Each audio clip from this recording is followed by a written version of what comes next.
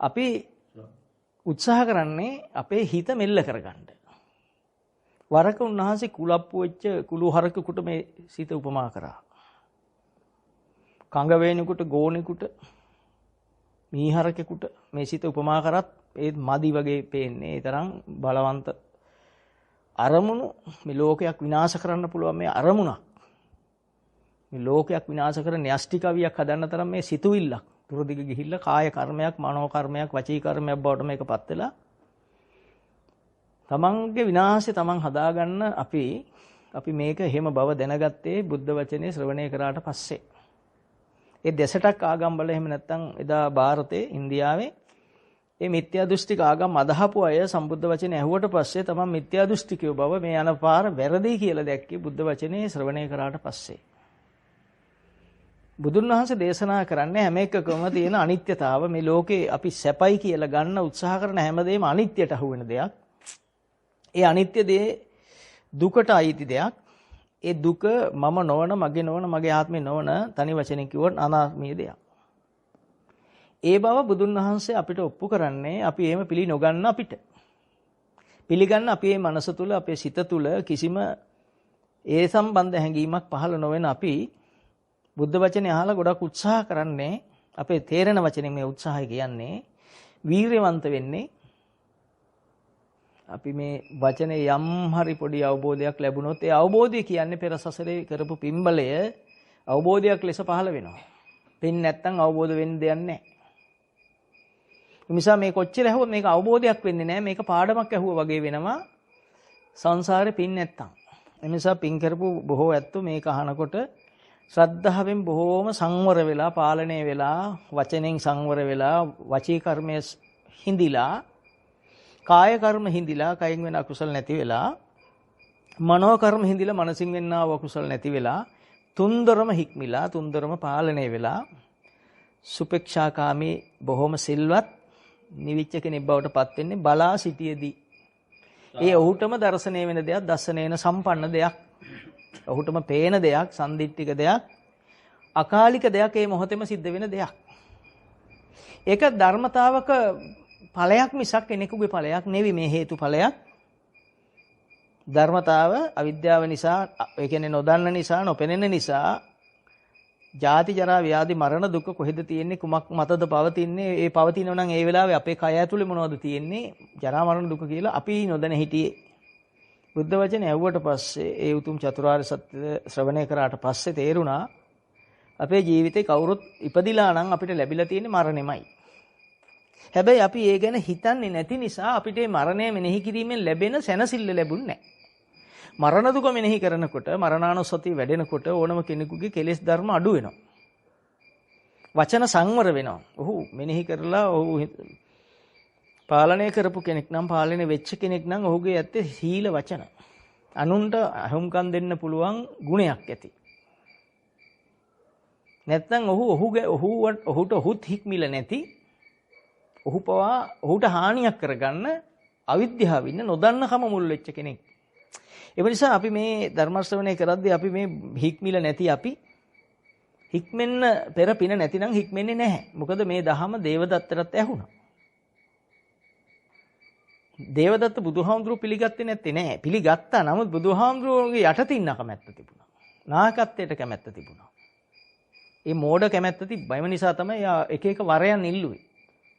මොකද බුදුන් වහන්සේ සියල්ල දේශනා කළ අවසන් නිසා දේවදත්තගේ දේ පිළිගන්නේ පොඩි දෙයක් පිළිගන්න, මක්ක පිළිගන්න, දෙයක පිළිගන්න දෙයක් නෑ. ඊට එහා දෙයක් කියපු බුද්ධ ධර්ම සාමාන්‍ය මනසකට අහු නොවන ඵලයක නැති මෝඩ දේහදත්ත ඉල්ලපු දෙයක් පිළිගන්නේ මොකටද?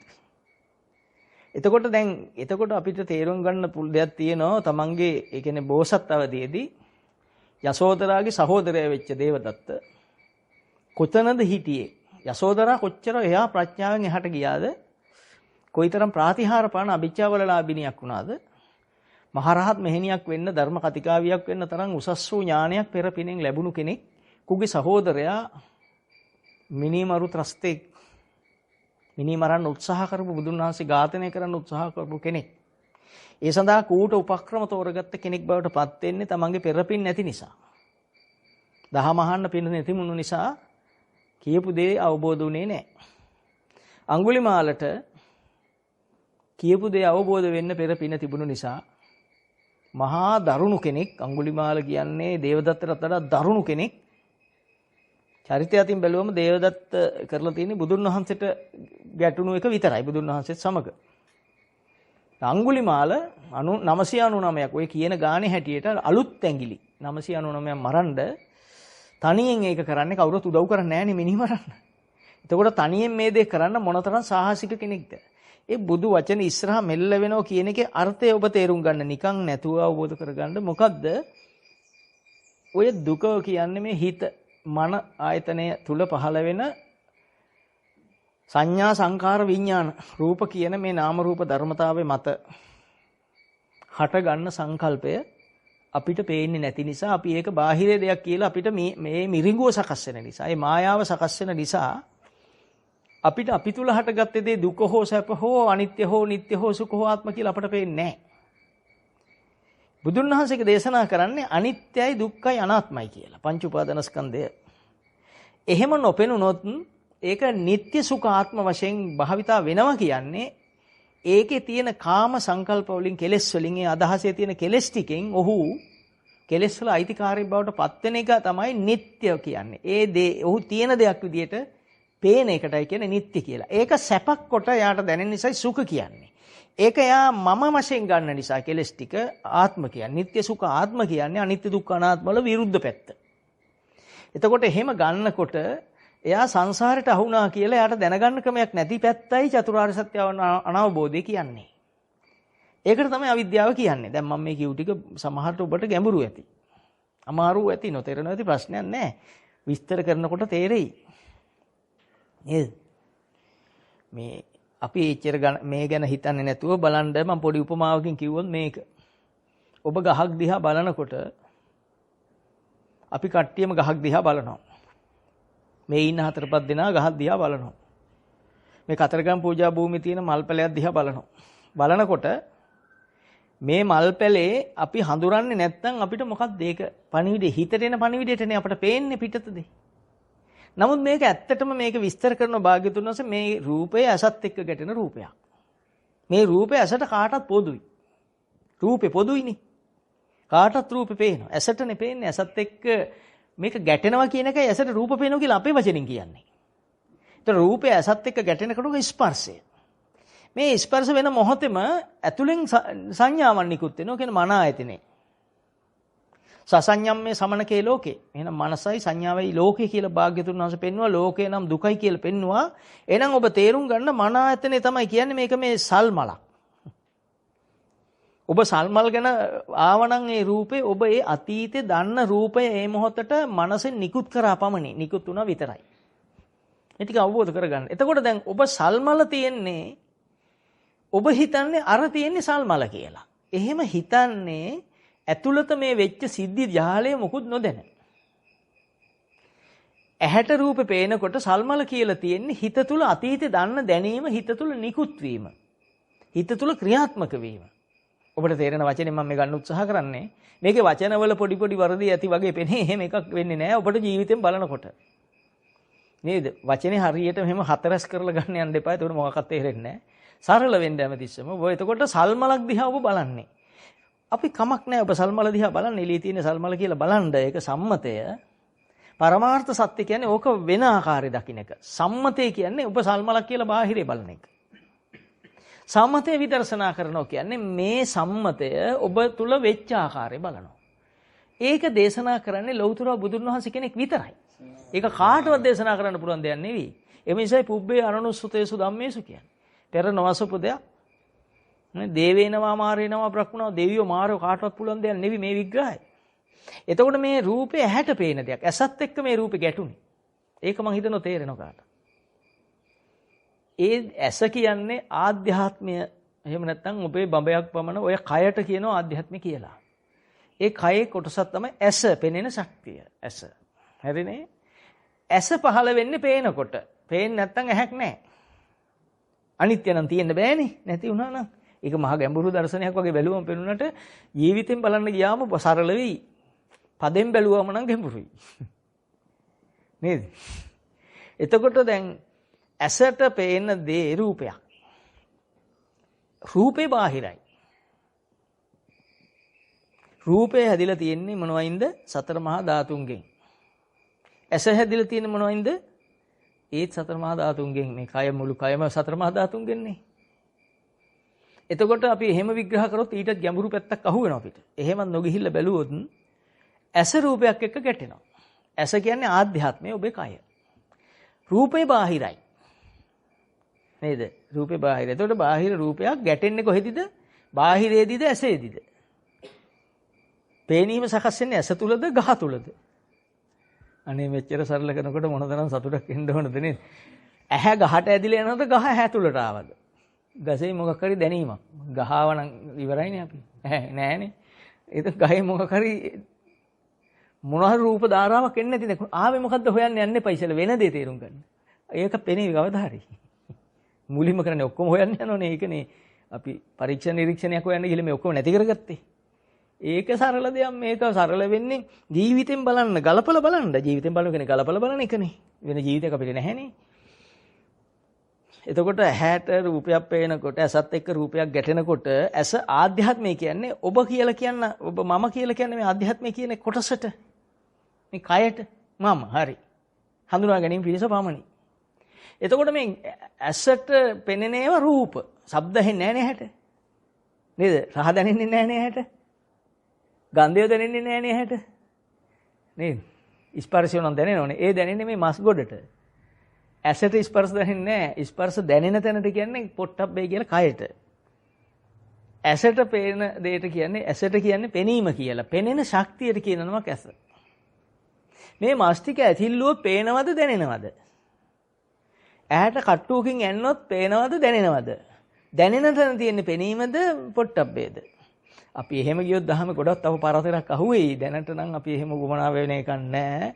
දහම බුදුන් වහන්සේ කිව්වනේ සරියුත් හාමුදුරුවෝ කිරිමව ලෙස සලකන්න කියලා. ඒ කිව්වේ සරියුත් හාමුදුරුවෝගේ ඥාණයට ගරු කරපල්ලා. බුදුන් වහන්සේ ගරු කරන නිසායිනේ එහෙම කිව්වේ. උන්වහන්සේ පැහැදුණු නිසා නැත්තම් කියනවයි.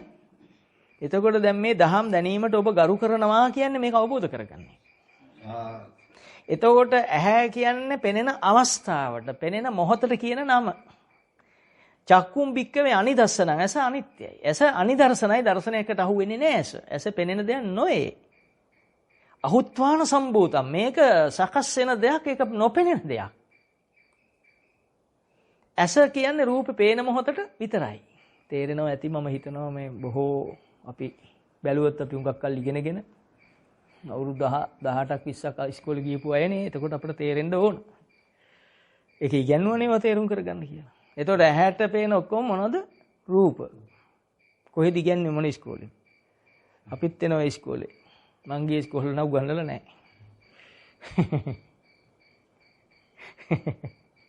වට ඒ උගන්වපුවා කිව්වොත් මේ දහම නෙවෙයි අපිට වෙහුඟක් කල් කතා කරන්න දේවල් තියෙනවා. එතකොට ඇහැට පෙනෙන දේවල් රූප කියලා දේශනා කරන්නේ තිලෝගුරු සම්මා සම්බුදු පියාණන් වහන්සේ පමණ බව මතක තියන්න. කවුරු හරි කිව්වොත් අපි බුද්ධ අපවාදයට අහු වෙන බවත්, බුදුන් වහන්සේට අගෞරව කර බවත් ප්‍රකට වෙයි. ඒ ශ්‍රද්ධාව තියෙන අයට මේව තේරෙන්නේ නැති අයට මේව තේරෙන්නේ නැහැ. දේවදත්ත චරිත තියෙන අයට මේ කියනේම අහු වෙන්නේ නැහැ. බුදුන් වහන්සේට බැන බුදුහාමුදුරු සරණ යනවා කියන පිරිසට මේක අහු වෙන්නේ නැහැ. පාඩම් වෙයි. පාඩම් කරලා ඕන කෙනෙකුට මේ ටික ඕනනම් අතාරින්න පුළුවන්. මං කියන්නේ එහෙම එකක් නෙවෙයි.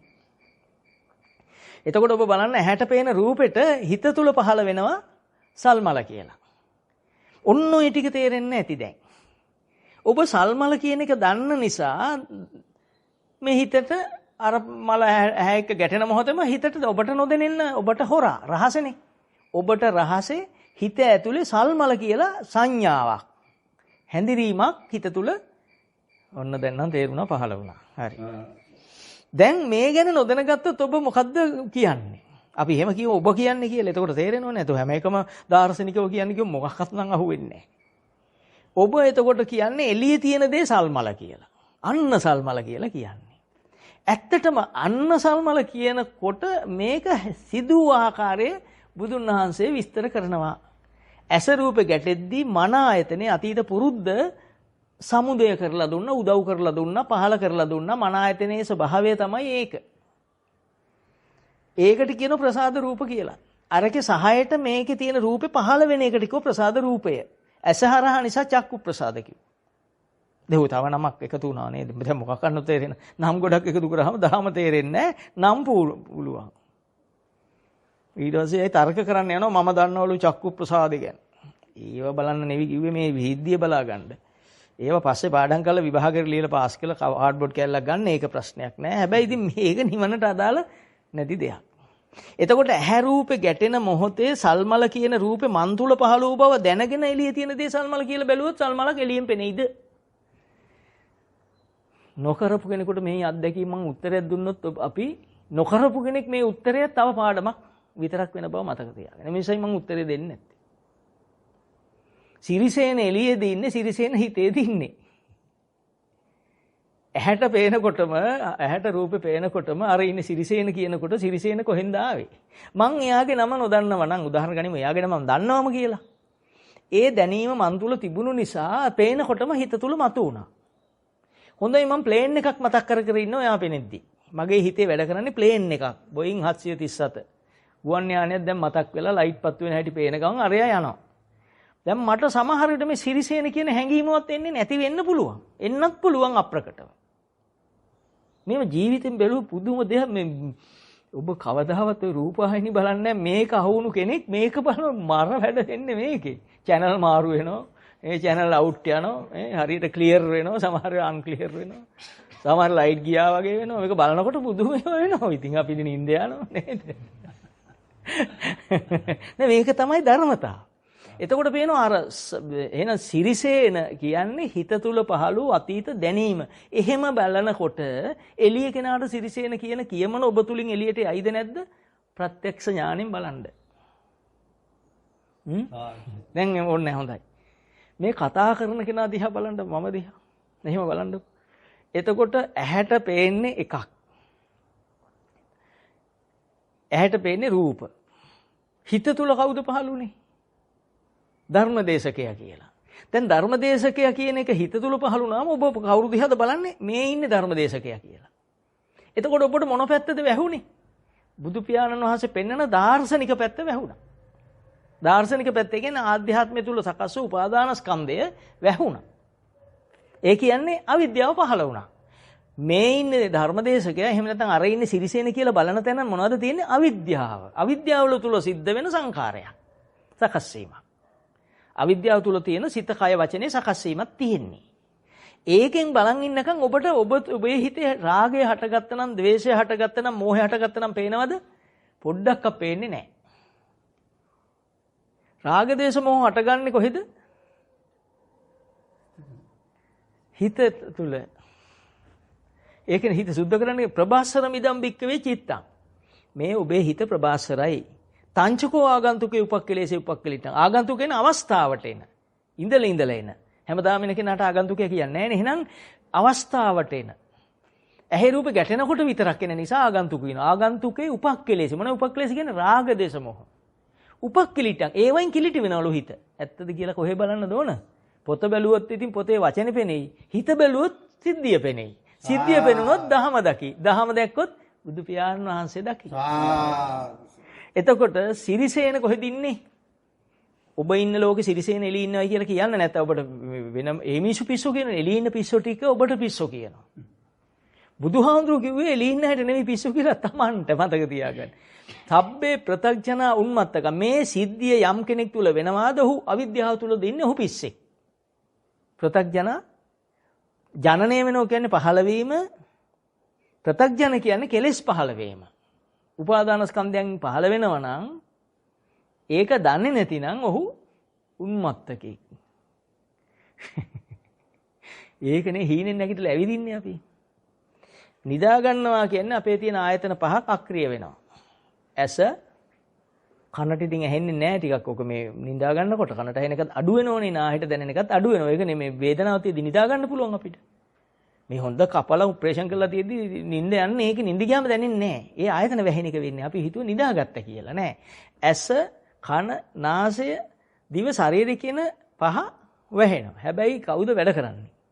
මන වැඩ කරනවා. මන කියන්නේ දන්න ඒවා අවදි වෙවි තියෙනවා. ඒක හැම මොහොතෙම වැඩ. එකක් යනකොට තව එකක් උදවනවා. එතකොට මැරුණොත් කොහෙද යන්නේ? ඒ සසඤ්ඤම්මේ සමනකේ ලෝකේ මනසට ලෝකේ කිව්වනම් ලෝකයට දුක කිව්වනම් නින්දෙන් මරුණ කොහෙද යන්නේ? දැන් ඔබට උත්තරය ඇති. බුදුදහම දන්න අයට විතරයි මේ කියන්නේ. මන කියන ආයතනය පහළ වෙන තැනම කෙලෙස්. කෙලෙස් නැති රූප නෑ. ඒක නිසා රූපේ ගින්නක් කිව්වේ අදිත්ත පරියාය සූත්‍රේ. රූපය භාග්‍යතුන් වහන්සේ උපමා කරන්නේ ගින්නකට. රූපේ උපමා කරන්නේ රාගයට. රූපය කාමයට. රූප කාම. රූප රාග. පුජ්‍යල රාග කිව්වේ නෑනේ. ඒක අවිද්‍යාව තුළ පුජ්‍යලෙක් සක්කායක් බවට පත් වෙනවා. මමෙක් බවට පත් වෙනවා. නොදන්නකම මත වෙන එකක්. අවිද්‍යාව නැති තැන එහෙනම් චතුරාර්ය සත්‍ය අවබෝධය තුළ නුවණැස තුළ මෙය යාට පේන්නේ ධර්මතාවක් විදියට. හේතුඵලයක් ලෙස පෙනෙනකොට ඔහු කෙලස් ටිකක් පහළ වුණා කියලා දකින්න කොහෙද කෙලස් පහළ වුණා කියලා දකින්න හිත තුළ දකින්නකොටම ඔහු ප්‍රත්‍යක්ෂ ඥානය පහළ කරගත්තා. මහා වටින දෙයක් කියුනේ. අමාරුවෙන් අවබෝධ කරගත්ත දෙයක් සරලව කියවෙනකොට හිතෙනවා ඉතින් මම මේ කියන්නේ මම මේක හොයාගෙන කොච්චර දඟලනවා ත්‍රිපිටකයේ කුපමණ මාර ගණක් කියවලා කුපමණ අධ්‍යක්ෂණය කරලා තියෙනවද කොච්චර අධ්‍යයනය කරලා මහන්සි වෙලා තියෙනවද මේක අවබෝධ කරගන්න. දැන් ඔබටත් මේ අවබෝධය ඔබට සරලව ඇහෙනවා. අපේ පින්වත් බුදුන් වහන්සේ අවුරුදු 6ක් දුෂ්කර ක්‍රියා කරේ සාරාංශක කල්පලක්ෂයක් සියලු බුදුන් වහන්සේලාගේ ධම්මස පහල කරගෙන ඇවිල්ලත් පෙර කරා කුසලයන් මුල් වෙලා අවුරුදු 6ක් දුෂ්කර ක්‍රියා කරන්න වුණා. උන්වහන්සේ අමාරුවෙන් අවබෝධ කරගත්ත දෙයක් අපිට කියනව ළඟට ඇවිල්ලා. අපි ගාව මහා කෙලෙහි ගුණයක් තියෙනවනේ බුද්ධ කියන වචනේ කියන්න, ශබ්ද කරන්න, ගෞරවාන්විතව කියන්න. බුද්ධහා කියලා කියන්න එපා.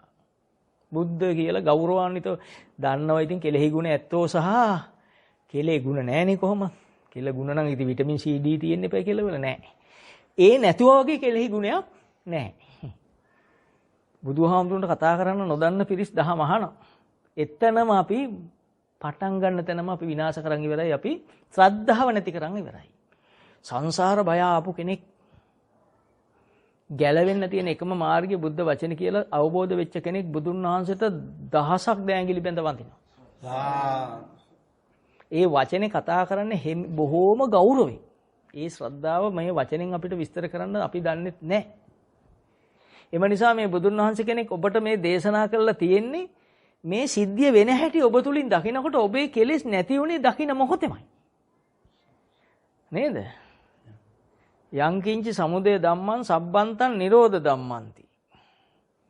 යං කියන්නේ ආධ්‍යාත්මය, කිංචි කියන්නේ බාහිරය. ආධ්‍යාත්මය කියන්නේ බඹයක් පමණ ඔබේ කය තුල හට ගන්න උපාදාන ස්කන්ධයමයි. බාහිරේ කොහෙද තියෙන්නේ කියලා බැලුවොත් ඒත් උපාදාන ස්කන්ධෙම තමයි. මොන බාහිරද? ආධ්‍යාත්මයේ තියෙන බහිද්දය. ආධ්‍යාත්මය තුල තියෙන බාහිරය. දැන් සිරිසේන කියන්නේ හිතද බාහිරයක්ද? දැන් පේන්නේ හැට රූප නම් සිරිසේන කියන්නේ මොකද්ද? මනස නම් මනස කියන්නේ බාහිරයක්ද? ඔබද? මමද බාහිරයක්ද? බාහිරය කියලා තේරෙනෝනේ. එතකොට අපේ හිතේ තියෙන බාහිර කුණු ගොඩවල්ද නැද්ද? ඒ කුණු නිසා නේද හිත අපිරිසිදු වෙන්නේ? නැද්ද? බූන්දි කන්න ගියාම බූන්දි කියනකොටම ඔබට රතු පාට ඇවිල්ලා ඇති. රතු පාට ඇවිල්ලා ඇති ග්‍රෑම් 100ක් 335යි කියලාත් ඇවිල්ලා ඇති. අවසානයේ දාන්න තොරතුරු හිතට ඇවිල්ලා ඇති. අන්න අතන මෙහෙම රහට හදනවා. කතරගම මේ හරිය රහට තියෙනවා. මේ හරිය බූන්දි කඩ ටිකක් තියෙනවා. කතරගමෙන් එළියට බහිනකොටම කියලා දැන් බූන්දි කඩත් රූපවලට චිත්‍රපටි දර්ශන වගේ එනවා. දැන් ඔබ කතරගම කිරිවෙහෙර ගාව නැහැ. සතර මහා ධාතු කයතන තියලා විඥාණය ගිහිල්ලා කොහෙද? බූන්දි කඩ ඇස්සේ. දැන් ඉතින් දහම හරේ කිය ධර්මදේශකයා කියන් යද්දී ඔබ බූන්දි තෝරනවා. යන ගමන් අරන් යන්න ඕන මට මතක් වුණු වෙලාව මේක ලියා ගන්න ඕන. පෑනක් අරන් එයා කොල කැල්ලක් අරන් ලියනවා බූන්දි ටිකක් ගෙදර යනකොට අරන් යන්න. මම මෙහෙ ධර්මදේශනය කරන් යනවා. එයා බූන්දි ගැන ලියනවා. මං ඇහුවා මේ කිව් එක තේරුණාද? ඔව්. මොකද්ද? බූන්දි. තියෙන එක අර මොනවා කියන්නද? එහෙම ඕන තරම් අත්දැකීම් අපිට තියෙන නේද? සමහරු බූන්දි ඕන තරම් දොදොල් කියලා එනවා ඊළඟ රූපේ. අලුත් දොදොල් තිබ්බොත් උග කලකින් කෑවෙත් නැහැ. අර කඩේ තියෙන දොදොල් හරි නැහැ. දැන් ඒ කඩේට ද්වේෂය, මේ කඩේට රාගය. මේ කඩේ තිබුණ අලුත් දොදොල් පොඩ්ඩක් ඒ මනුස්සයා ටිකක් හිතවත් ඒ නිසා බොරු කරන එකක් නැහැ. දැන් Taman ඉන්නේ කොහෙද? කතරගමද දොදොල් කඩවලද? දැන් දොදොල් කඩවලද කය තියෙන්නේ කිරිවෙහෙර ළඟද? මේ කිරිවෙහෙර ගාව. එතකොට දැන් අපි කොහෙවත් නැහැ අතරමන්ද නැද්ද? අපි දන්නවද ඒක? බුදුහාමුදුරු අන්නේ ටික පෙන්නලා දුන්නා අපිට. දූරංගමං ඒක චරං. මේ දුර ගමන කොහෙද තියෙන්නේ? රූපං අතීතං වා අනාගතං වා පච්චුප්පන්නං වා අජ්ජත්තං වා බහිද්ධා වා සන්තිකේවා සන්තිකේවා නේද? මෙහෙම පනවනෝනේ 11 ආකාරයකට භාග්‍යතුන් මේ රූපයේ හැඩ කියනවා. අතීතද වේ අනාගතද වේ වර්තමානද වේ. දැන් මේ බූන්දි කියන රූපේ ඔබට එනකොට මේක දන්න දෙයක් නේ ආවේ. දන්න දේ අතීතයිනේ. දැන් මේ මොහොත මොකද්ද? වර්තමානේ. ඔබ අනාගතයට හොයන්නම් කියන රූපේ කොහෙද තියෙන්නේ? ඒකත් මේ මොහොතේ වර්තමානයක්.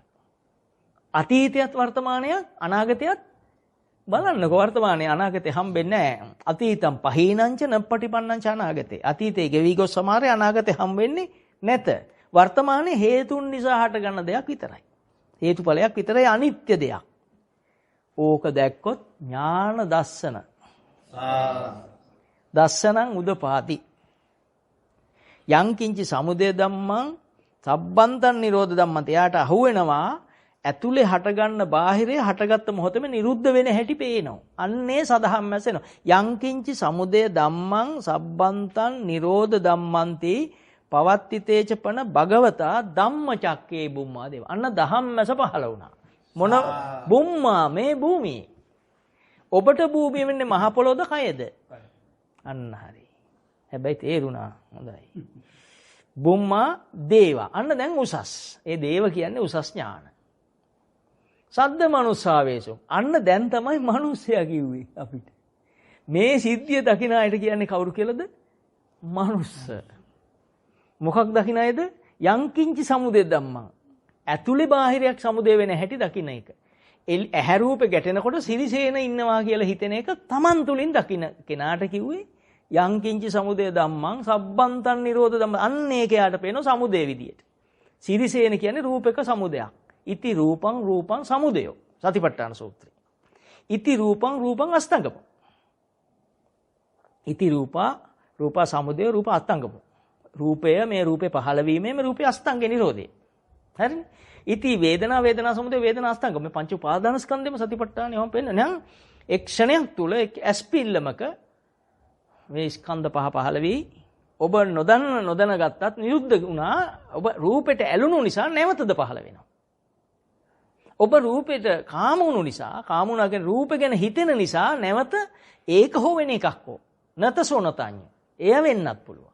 වෙන දෙයක් වෙන්නත් පුළුවන්. බලන්න ඒකම ආයි සිරිසේන කියලා එනකොට ඉස්සෙල්ලා සිරිසේන කිව්ව එක අහෝසි. දැන් එන එක යද වෙන එකක්ද? වෙන එකක්. වෙන එකක්ද? එහි කැඩපතක්ද? පිටපතක්ද? අර අතීත රූපෙම ආයි එනවා සිරිසේන. නේද? ඔබට සිරිසේන කියලා කෙනෙක් පේනකොට මෙවැනි රූප කලාප මෙවැනි රූප ස්කන්ධයෝ ඇති වෙමින් නැති වෙමින් කොපමණනම් යනව ඇද්ද? ඔබට නොදැනෙන්න ඒව හොයාගන්න ඒව ගණන් කිව්වට අභිධර්මේ පාඩම් කරාට ඕව පේනේව නෙවෙයි. අභිධර්මයේ ඉගෙන ගත්තට පේන්නේ Taman දිහා බැලුවම අභිධර්මයේ අහුවෙයි. ආධ්‍යාත්මයේ තුල තියෙන සියුම් වූ ධර්ම කරුණු අහුවෙයි. හරිනේ? එතකොට දැන් ඔන්න ඔබට පොඩක් පෑදුනා බූන්දි කියනකොට නිකන් මට සුවඳක් දැනෙනවා මටත් දැනෙනවා. ඒව ඔක්කොම මන් තුල වෙන කර්මයක් කියලා දකිනවා. චේතනහම් භික්කවේ කම්මං වදාමි. කර්මය යනු මේ උපදින රූපස්කන්ධයට අවිද්‍යාවෙන් ඇලීමමයි. නේද? රූපෙට ඇලෙනකොට වාක් කර්මය, කාය කර්මය, මනෝ කර්මය තුනම කර්ම වෙනවා. තුන් දොරින්ම කර්ම කරනවා. හිතින් හැපෙනෝ නිකන්. දත් බුරුල් වෙනවා. දැන් ඔබට වෙරළු ගෙඩියක් හපන්න දුන්නොත් බූන්දි හපන විදියට හපන්න බෑ. අටුකොස් හැටයක් දුන්නොත් බුරුලෙන් ඔය අපි ඉතින් ජුජුස් කෑල්ල කපන ගානට හැපුවට අටුකොස් හැටේ හපන්න බෑ. එතකොට ඔබට නොදැනෙන්න ඔබේ කය පටවියක් හදලා දෙනවා, තදකමක් හදලා දෙනවා. හයියෙන් හපන්න දතුත් ගැම්ම දීලා ගාලනවා. දතු කුඩු උනත් අටුකොස් හැටේ කනවා. හැබැයි මේ කන්න යන ධර්මතාවය එකයි, වේග මට්ටම් දෙකක්. ඔය ජුජුස් කියලා තියෙන්නේ ජුජුස්ම තමයි ඒක. ජුජුස් කෑල්ල හපනකොට ඒ වේගෙන් හැපුවොත් දත් දෙක කඩලා යනවා. ඇයි ඉතින් ගිය කොටත් තියනවා. නැද්ද? කිරි හපන්න බෑනේ. හැබැයි කිරි කනවා අපිනේ. කිරි බොනෝ කියන්නේ නෑනේ. මුදෝපු කිරි. කන විකුම් හොවෙන්නේ. විකන්නේ නෑ, තලු මරනවා. එකක් කෑමක් තමයි. හැබැයි අටුකොස්සට තලු මරන්න බැරුවට රහ දැනෙන්නේ නෑ. දැනෙන්න නම් විකන්න ඕන. එතකොට ඔබට නොදැනෙන ඔබේ කාය කර්මය, කයේ ක්‍රියාව, ඔය බරපතල වචන සරල කරා. කාය කර්ම, කයේ ක්‍රියාව ඔබට නොදැන ඔබ හිතලාද කරන්නේ අනාත්මීයව. එහෙම නැත්නම් ක්‍රියාවට අනුව සංයෝජන වෙලා සකස් වෙනවද? දැනීමට අනුව සකස් වෙනවා. හොඳයි ඔබ අටුකොස් දන්නේ නැහැ. ඔබ අයර්ලන්තේ හරි අයිස් මිදෙන රටක මිනිහෙකුට අටුකොස් කැල්ලක් දෙනවා. ඊට් දිස් කියලා අපි සිංහලෙන් කිව්වට එයා දන්නේ නැහනේ. ඊට් කිව්වම එයා කන්න හදනවා දැන්. එයාටත් අපේ වගේ හින ගැම්මක් එනවද? එයයි කොහොම හපන්නේ? එයයි මේ වගේ ඒවා දැකපු ඇතිනේ. මේ වගේ ඇට ಜಾති දැකපු ක්‍රමයට හැපෙන හැඩේ හැදෙනවා. ඒක මදි ඉතින්. අම්මලා හිමින් අල්ලලා බැලුවා. එයාගේ රටේ තියෙන ඇට ಜಾති විකන ගන්නටනේ හපන්නේ. ඔය එක ගස්වල ඇට තියෙන ඔලිව් ඇට අරම හපල පුරුද්දට යන්තම් හපනෝ. දැන් මොකෝ යයි ගන්න. අන්න ගැම්ම වැඩි වෙනවා. දැන් දෙවෙනි දවසෙත් අපි අටුකොස් දුන්නොත් එහේ අර ගහන්න හපයිද? ඔලිව් ඇට ගන්නට හපනවද? නෑ. කට ඉබේම අයිය ගැම්ම එනවා. ඔබ දන්නවා සමහර අටුකොස් ඇට කාලා ඇතිනේ. දැන් නම් අටුකොස් නෑ. මොකද මේ නේද? අටුකොස් දෙල්ල නෑනේ. දැන් ඉතින් ඒවා හීනයක් වගේ. මේ වේලන්න ගසුත් නෑ. ගස් දැන් ඉන්නේ දොරපළු වෙලා දොර ඔලුව වෙලා ඉවරයි අටුකොස්. ගොඩක් අයගේ උළුව වල ඉන්නේ කොස් ගස්. බිම නෑ. කවුරු හරි කාපු එක්කෙනෙක් ඇතිනේ. එයාට තේරෙනවා ඇති දැන් සමහර අටුකොස් මැද බුරුල් නේද? හයියෙන් හැපුවොත් දත් එකට වදිනවා. ඒ නිසා ඕනම කෙනෙක් අරගෙන පුරුද්දට ටිකක් ගන්නට හපලා බලලා නැත්තම් තමයි දෙවෙනි සැරේ ගැම්ම දාලා අල්ලන්නේ. මේ ඔක්කොම අපි කරනවද පුරුද්දට කරනවද? පුරුද්ද කියන්නේ මන ආයතනයේ ක්‍රියාව. මේ ටික අවබෝධ කරගන්නකො මොනතරම් මහා ගාම්භීර දහමක්. මේකෙන් කියන්නේ ඔබ මම කරා කියලා හිටපු දෘෂ්ටිය අනාත්ම ධර්මතාවක් කියලා නුවණකින් අල්ල ගන්නවා. මේ අනාත්මයි කියන්නේ යම් කෙනෙක් මේක අනාත්මයි කියලා දැක්කොත් අනාත්ම ලක්ෂණ සූත්‍රය අහලා 4 දෙනෙක් රහත් වෙනවා. කොණ්ඩඤ්ඤ වප්පබද්දිය මහානාමස්සජි. නේද? කොණ්ඩඤ්ඤ ධම්මචක්කපවතුන් සූත්‍රයෙන් යනවා වප්පබද්දිය මහානාමස්සජි 4 දෙනා අනාත්ම ලක්ෂණ සූත්‍රය අනාත්මය ගැන අවබෝධ කරගෙන ඉතිරි ටික ඉවරයි. නේද?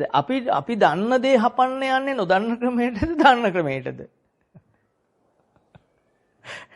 දන්න ක්‍රමයට අපි ඒ තේරෙන බසින් මම මේ කියන්නේ දන්න ක්‍රමය කියන්නේ පරණ පුරුද්දට. එහෙමනේ. හොඳයි දැන් ওই කිරි ටික අපි හොඳට මුදවන ඕනේ අපිට අනුකම්පාවට කට්ටිය රබර් කිරි පොඩ්ඩක් දාලා කුට්ටියක් වගේ දැන් කිරි. අපි දැන් ඒ කිරි ඇත්තටම බටර් ස්කෝතු වගේ විකන්න පුළුවන්. හොඳම කිරි කියලා දෙන්නේ විකෝම ජරස් ගන්න සද්දෙත් එනවා. හොඳම මී කිරි. දැන් අරන් අර වගේ දිවෙන් චරු චරු ගහලා කන්න බෑ. දැන් ටිකක් දතුත් ඕන. ඉතින් අර පළවෙනි සැරේ දිවෙන් බැලුවා හරියන්නේ නැහැ. දෙවෙනි සැරේ දත් දාලා හැල්ලුවා. මේ ඔක්කොම මේ ගානට මදි නම් මේ ගානට කියන වේගය අනාත්මීයව. අපි අනාත්මීය කියන්නේ පුරුද්දෙන් නිර්මාණය වෙනවා. හැබැයි අපි මේ ගැන නොදැනගත්තොත් මං කරා කියලා ධර්මතාවක් හිටිනවා. අන්න එතනයි ප්‍රශ්නේ. මමය කියන දෘෂ්ටිය උතෙන්ට එනවා. සක්කාය. මේක දැක්ක ගමන් සක්කාය නිරෝධ වෙනවා. ක්‍රියාවක් යයි අවබෝධ වෙනවා. කායේ කායානුපස්සී මේක ක්‍රියාවක් මෙතන තියෙන. මේ ආධ්‍යාත්මය තුල වෙන දේ ක්‍රියාවක්ද පුජ්‍යලෙක් කරන දෙයක්ද? ක්‍රියාවක්. අන්න ඒක අහගත්ත දේ දැක්කොත් සුණාත ධාරේත වුණා. අන්න ධාරණය වුණා. චරාත වුණා භාවිතා වුණා. සත්‍යයි දැන්. ප්‍රත්‍යක්ෂ ඥානය පහළ වුණා. සත්‍යයි. මම කියලා කරන කිසි දෙයක් මෙතන නැත. විභාගෙට ඔබ ලිව්වද මතකය ඇවිල්ලා ලිව්වද? මම ලිව්වා කියන්නේ එතකොට අපිට උගන්වලා තියෙන්නේ මන් ලිව්වා කියලා අර උඩ තට්ටු තුනක නැගලා සම්මාන කෑල්ලක් ගන්නද. හරියට දැනගත්තොත් සම්මාන දෙන්නේ නැහැ. දෙන්න බෑනේ කෙනෙක් ලියලා නැහැනේ. මතක ශක්තියට එපා මේ සම්මාන දෙන්න. මතක ශක්තිය හොයලා ඕන දැන් සම්මාන දෙන්න. දුන්නේ කාටද? සතර මහා ධාතු කයකට. ඒක මේ අදාළ නැහැ ඔය පිරිසට. මම මේ නිකන් කිව්වේ මගේ දැනීම. එතකොට මෙහෙම අවබෝධ වෙවි යනකොට අපිට පේන්නේ මගේ සියලු ක්‍රියාකාරකම් අනාත්මීයව සිද්ධ වෙන ක්‍රියාවක් විතරයි. අජ්ජත්තං වා කායේ කායානුපස්සී. මේ ආධ්‍යාත්මය තුල කයෙහි කයක්. කයෙහි කයano බලන්න කියන්නේ මේ කයේ තවක් කයක් මොකක්ද එන්නේ? මේ කයද සිරිසේන කියලා එනකොට එන්නේ.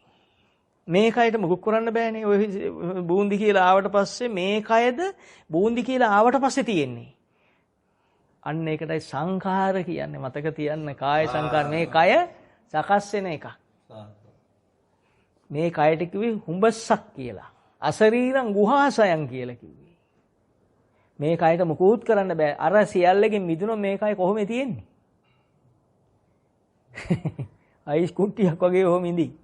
හැබැයි මේකට සංකල්ප හැඟීම් එනකොට ඒක මේ කය උඩ පයින්නෝ, ජිම්නාස්ටික් ගන්නවා, අතපය හොල්ලනවා, මිනිසුන්ට ගන්නවා, බඩු මුට්ටු පොළවේ ගන්නවා.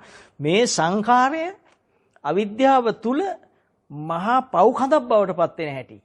දැන් තේරෙනවා අපිට කෙරිච්ච පව් ගෙවන්න දැන් පුජ්‍යලික් බවට පත් වෙලා ගෙවන්න වෙන්නේ. දැන් මේ තියෙන දේ මෙතනත් වෙනවා. දැන් අපි පුජ්‍යලවාදයෙන් විඳිනෝනේ. නේ? දැන් බුදු පියාණන් වහන්සේට ලෝහිත පක්ඛන්තිකා රෝගේ හැදුනම උන්වහන්සේ බෙහෙත් ගත්තේ නැහැ. ජීවකයෙක්ගෙන් ගත්ත කියන එකෙන් අහගන්න. ඉතින් මම නම් දන්නේ නැහැ. බඩේ අමාරුව හැදුණු වෙලාවේ මොකද හාමුදුරුවෝ දීපු කැඳ ටික විසි කරන්න කිව්වා. මතකයි ඔබට? අහලා තිනේ පොඩ්ඩක් හරි. කාය කර්මය ගැන දැනගත්තොත්, හේතුඵලය ගැන දැනගත්තොත් අපි රැස් කර විපාක අපටම නැවත එන බව දැනගත්තොත් ඒක අපි දැන් ඒකට වෙන ක්‍රියාමාර්ගයක් ගත්තොත් ඒ කර්ම එහාට යනවා ආයි එනවා. නේ? අපි කරන්නේ පැලැස්තරයක් දාන එකනේ. ආයි එනවා ඉතින්. දැන් අපි කරේ හරි. ඒ වෙලාවේ අපි මේක මොනවාරිකමකින් මැඩලුවොත් නැවත එනවා. මේක ඉවර වෙන එකක් නෙවෙයි. එතකොට නොදන්නකම නිසා මේ අවිද්‍යාව නිසා හිතට ආපු සියලු කෙලෙස් මම වුණා, මගේ වුණා, මගේ ආත්මේ වුණා. ඒ කියන්නේ පුජ්‍යලෙක් බවට පත් වුණා. සක්කායක් දිට්ඨියක් බවට පත් වුණා. සක්කායක් කියන්නේ මමත්වයේ බවට පත් වුණා. දිට්ඨියක් කියන්නේ ක්‍රියාකාරකමක් බවට පත් වුණා. හරි වචනේ කියවුණා. ඉතින් මම දන්නේ ඕන කෙනා ගන්න නැතිනේ. ඒකත් ඉතින් පෙර පින තිබුණොත් අහුවේ නැත්තම් කාලේ ඉවරයි කියලා නැගිටී මෙතන. යත්තම් පැයක් හිටියා අපි හිටපු ඇටි සතුටු වෙයි. වෙනද නම් ඉන්න බෑ. හිටපු එක ගැන ගුණ කිය නැගිටී. දාම මොකුත්. එයා කියන්නේ පැයක් හිටිය බුදු අම්මේ මොනතරම් කවදාවත් ඉන්න බෑ එක තැන මට අද හරියට හිටියා. දහම වුණොත් ඕ ගැන දොඩන්න වචනයක්වත් එන්නේ නැහැ. ඔබට මේ දහම තේරුණොත් එතකොට ඔබ කරපු පව් ඔබ කරලද අවිද්‍යාව නිසා කයේ ක්‍රියාවක් නිසා අයිතියක් බවට පත් වුණාද? මේ විග්‍රහය නම් නොතේරෙන බව මම දන්නවා. මොකද මේ ක්‍රමයේ උගන්වලා නැහැ මොනම විෂයකටවත්. සෞඛ්‍ය, භූගෝල විද්‍යාව, ආර්ථික විද්‍යාව, රසායන විද්‍යාව, භෞතික විද්‍යාව, ජලනල විද්‍යාව, ඔය තියෙන නල විද්‍යාව, භූත රූප විද්‍යාව, ගණකාධිකරණය මොහොකටවත් මේක උගන්වන්නේ නැත. ඒ අය දන්නේ නැත. දන්නවාද ඇති විය හැක. ඒක නිසායි අපිට මේක නිකන් හරියට පුදුම සාගත දෙයක් වෙන්නේ ඇහුවම නොතේරෙන්නේ. නේ? හැබැයි නිවන් දකින්න ඕන අපි මේ දැන් කරේ කනවවත් පොඩ්ඩක්. කාලා නිදීති. කෑවත් නිදී, නොකෑවත් අපි නිදී. අපි මහන්සි වෙලා බත් ටිකක් කාලා ඇත්තටම ඇස් පිල්ලක් ගහගෙන ඈත ටටට ගාලා තප්පරේට වැඩ කරන වාර ගන්න වැඩි වෙනවා. අපි දන්නවා එතකොට වෙන්න තියෙන දේ. ඊළඟ ඔළුව කඩම් වැටෙනවා. මිනිහ සැප විඳිනවලු. ඉඳපු සැප අවදි වුණාම දැනෙනවද? මේ ලෝකේ ඔබ නෙවි මේ ලෝකේ ඉන්න ඔක්කොම සල්ලි වල අයිතිකාරයෙක් හිටියත් ඒ මිනිහටත් ඔච්චරයි. කාලා ඒ මිනිහ නිදී. නැකිටම සිංහයා වගේ. ඇත්තටම වචන කියන්නේ නැහැ මම. මොකටද අනුන්ට අපහාස කරන්නේ නේ? කියයිනේ අපහාස කරයි කියලා. කාට ඇරලා පට්ට කෙබර අදින්නේ. බුද්ධ වචනේ ඉහා ඇත්තක් නැතිනම් මේ ඔක්කොම අපි අහලා තියෙන්නේ පාට්ට බොරු. යත්තක් පාකට වැඩ නැති ඒවා. එදා කිව්ව රවුල්ලු ඊට ඉස්සෙල්ලා කිව්වා පැතලිලු මේ ලෝකේ. දැන් කියනවා අබ යටයක් වගේලු. එන දැන් දොඩම් ගෙඩියක් වගේලු. මොකවුරු කියන ඒවා දැහුවේ අපි. නේ? දැන් ඒකනේ මේ මොකක්වත් තේරෙන පිළිස ටිකයි ඉන්නේ. ඒක තර්ක කරන දෙයක් නෙවි මේක. පේන්න තියෙන දෙයක්. ඒතර බුදු පියාණන් වහන්සේ පෙන්වන්නේ අවිද්‍යාව නිසා සංඛාරය පවතිනවා. අවිද්‍යාව නැත්තම් ඒ කියන්නේ අවිද්‍යාව කියන්නේ නොදන්නකම. චතුරාර්ය සත්‍ය නොදන්නකම. ඒ කියන්නේ මේ ප්‍රත්‍ය නොදන්නකම. තමා තුළ සිද්ධ වෙන ආකාරය නොදන්නකම. හොඳ ආකාරය දැනගත්තොත් මොකද්ද? ඒකට කියන්නේ අවිද්‍යා නිරෝධය කියලා. ඒ දුකයි දැනගත්තොත් ඒක මම නොවේ කියලා දැනගත්තොත් ඒක සිද්ධියක්මයි. ඒක ක්‍රියාකාරකමක්මයි. එතන කාය කර්මයක්මයි සිද්ධ වෙන්නේ කියලා දැනගත්තොත් දැනගන්න මොහොතේම ඒකෙ මිදිලි ඉවරයි. අන්නේ මොහොතට කියන අවිද්‍යා නිරෝධය කියලා. අවිද්‍යා නිරෝධා සංඛාර නිරෝධා. සංඛාරයට පවතින විදියක් නැහැ අවිද්‍යාව නැති නිසා. සංඛාරේ මම වෙන්නේ නැහැ, මගේ වෙන්නේ නැහැ, මගේ ආත්මෙ නැහැ. ඌට ඒක නිරුද්ධ වෙලා. එයා නිරෝධ කරාද නිරෝධ වුණාද? එයා කරේ චතුරාර්ය සත්‍ය අවබෝධ කරාමනේ මේ ටික නිරුද්ධ වුණේ. සංඛාර නිරෝධ නම් විඥානේ ඒක නිරෝධයි. විඥාන නිරෝධන නාම රූප ඒකත් නිරෝධයි. එයා නිරෝධ කරයි එක. මම නාම රූප නිරෝධ කරනවා. තා පොඩ්ඩකින් සලආයතන නිරෝධ කරනවා. කවුද ඔය කරන්නේ? හැබැයි බහලා තියෙන්නේ නම් එහෙමයි. සංඛාරෙත් නිරුද්ධයි. විඥානෙත් නිරුද්ධයි. නාම රූපත් නිරුද්ධයි. සලආයතන නිරුද්ධයි. සලආයතන ස්පර්ශේ නිරුද්ධයි. වේදනාව ස්පර්ශයෙන් හට ගන්න වේදනාව නිරුද්ධයි. වේදනාව නිසා හට ගන්න තණ්හාව නිරුද්ධයි. තණ්හාව නිසා හට ගන්න උපාදානය නිරුද්ධයි. උපාදාන නිසා පවතින සංසාර පුරුදුත් එක්ක පවතින භවය නිරුද්ධයි. භවය නිරුද්ධ වෙනකොට ජාතිය උපත නිරුද්ධයි. උපත නැතිනම් මරණය නෑ අජරාමරයි. අජරාමර නෑ මොකද්ද කරේ? චතුරාර්ය සත්‍ය අවබෝධ කරා. එහෙනම් අජරාමර වෙන්නේ නොමැරෙන කෙනෙක් බවට පත් වෙන්නේ මැරිලාද ජීවත් වෙද්දිද? ඔන්න උත්තරේ දුන්නා. ජීවත් වෙද්දී අජරාමර සාන්ත නිවනටපත් වෙන්නේ. මැරිලා නෙවෙයි. මැරිලා මේ කයෙන් සමුගන්න එක කරන්නේ. නේද? අනුපදිශේෂ පරිනිර්වාණයට සමවදින එක වෙන්නේ මේ මස් කය අතාරින එක, මේ කුණු වෙන කුණුප කොටස් 32 අතාරින එක වෙන්නේ. මොනතරම් සතුටු වෙයිද මේ ටික තේරුණොත් ඔබට මීට වඩා සතුටු වෙන්න දෙයක් මේ සතුට කවදාවත් කිසි දෙයක් නිසා විනාශ නොවේ. යම් හේතු නිසා හටගන්න දෙයකට නෙවි මේක මේ මොහොත. සත්‍ය ඥානයත් එක්ක හටගන්න අනිත්‍යට අහු නොවන දෙයක් මේක. ලෝකෝත්තර සතුට. ඒ සතුටත් මම නොවේ, මගේ නොවේ, මගේ ආත්මෙ නොවේ කියලා දැක්කොත් දැහැන් වැඩෙනවා. හිතේ බලය, ඥාන බලය බලවත් වෙනවා. මේ සතුට, මේ ප්‍රීතිය මම නෙවෙයි කියලා ගත්ත ගමන් තුන්වෙනි දැහැන වැඩෙනවා. තුන්වෙනි බලය වැඩෙනවා. බලය තුන් ගුණයක් වැඩි වෙනවා. අපි එහෙම කියමු. එතකොට දැනේ ටිකක් වෙලා ඉන්නකොට පුදුම හැල්ලුවක්. හැල්ලුව ජීවිතය තුළ ක්‍රියාත්මක වෙනවා, ඇසුරු වෙනවා නේද? පීතියාච විරාගෝ උපෙක්ඛෝච විහෙරති සුකංච කායේන පටිසංවේදී යන්තං අරියා ආචික්කන්ති උපෙක්ඛෝ සතිමා සුඛ විහෙරති. එහෙනම් උපේක්ෂාව සහිත මේ ටික ඔබට පාළි පොඩ්ඩක් නොතේරුණාට කමක් නැත.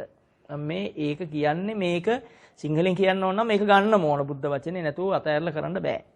එතකොට ඔබ ඒ වෙලාවේ ඔබට පේන්නේ මේ සිරිසේන කියන රූපේ හැදුණු හැටි. සිරිසේන කියන්නේ මගේ මනසමයි. ඇසට රූපේ පෙනුණු නිසා කනට ශබ්ද ඇහෙනකොටයි මගේ හිත තුළ සිරිසේන හටගත්තේ කියලා හිතනකොටම අර කෙලෙස් වලින් ආව බරක් වේදනාවක් ඔබට දැනෙනවා. මේ කෙලෙස් හිත තුළ වේදනාව හටගත්තා. වේදනාව කියන්නේ මොකද්ද? වේදනානුපස්සනාවේ මහා සතිපට්ඨාන සූත්‍රයේ දේශනා කරන බුදුන් වහන්සේ අජ්ජත්තං වා වේදනාසු වේදනාසු විහෙරති. ආධ්‍යාත්මික කියන්නේ වේදනාවක් විතරයි. වේදනාවක් ලෙස පහළ වෙන දෙයක් විතරයි. එහෙනම් මේක වේදනාවක්. එක්ක සුඛ වේදනාවක් හොඳ දෙයක් නම් නැත්තම් අකමැති දෙයක් නම් දුක වේදනාවක්. කැමැත්තේ අකමැත්තේ අඩු බවක් නම් අදුක්කම සුඛ වේදනාවක් කියලා ඔබට එවැනි මහ බලයකුත් ඒ එච්චර දේවල් බලන්න දැනට බැරි වුණත් දැනගත යුතු නිසා කිව්වේ. එතකොට සිරිසේන කියන්නේ වේදනාවක්. බූන්දි කියන්නේ හිතේ තුල හටගත්ත සුඛ වේදනාවක්. සිරිසේන මගේ ණයකාරයා කියලා ඒ දැනීම තුල එන නිසා දුක වේදනාවක්. කියලා බලනකොට අවධානය එන්නේ බාහිරයටද හිතටද? සිරිසේන මගේ හතුර කියන්නේ මගේ මනසමයි, මගේ මනස තුල හටගත්ත දැනීමක්මයි කියලා බලනකොට අවධානය ගන්නකොට අවධානය එන්නේ එළේ ඉන්න සිරිසේනටද ඇතුලේ ඉන්න සිරිසේනටද? ඇතුලේ ඉන්න සිරිසේනට. අනේ සාදු. හැබැයි අනවබෝධයෙන් කිව්වනම් ටිකක් සාදු මදි. අවබෝධයෙන් කරන ලොකු සාදුකාරයක් දෙනවා. හොඳයි. බුදුහාමුදුරුවෝ සාදු කිව්වනේ ඒකට. නේද? උන්වහන්සේ මහා ගෞරව කරානේ. නේද? මහා ධර්ම කතිකයන්ට බුදු පියාණන් වහන්සේ සාදුකාර දුන්නා. උන්වහන්සේ අසම සමයි. එතකොට දැන් ඔන්න තේරෙනවා දැන් අපිට. වැඩේ වැරදිලා කියලා අපි ඔක්කොම එළිය ඇතේ කියලා හිතලා. ඇතුලෙන් පෙනුනේ නැහැ. එම නිසා අපේ සිරිසේන කියන රූපය ඇතුලේ හට ගන්නකොට සිරිසේන ගැන මම දන්න දැනීම් ටික එකතු වෙලා මගේ හිතේ හටගත්ත ආවේග ටික, ආවේශ ටික, ආවේග ටික මගේ ජීවිතේ වුණාද නැද්ද? දැන් මං එළියේ ඉන්න කෙනා දිහා බලන්න මට ඇස් දෙක මං හැදුවද අර ගොබළු ගෙඩි දෙක අර කියන සංකල්ප වලින් හැදුනද? දැන් මේ ගොබළු රතු වුණාද නැද්ද?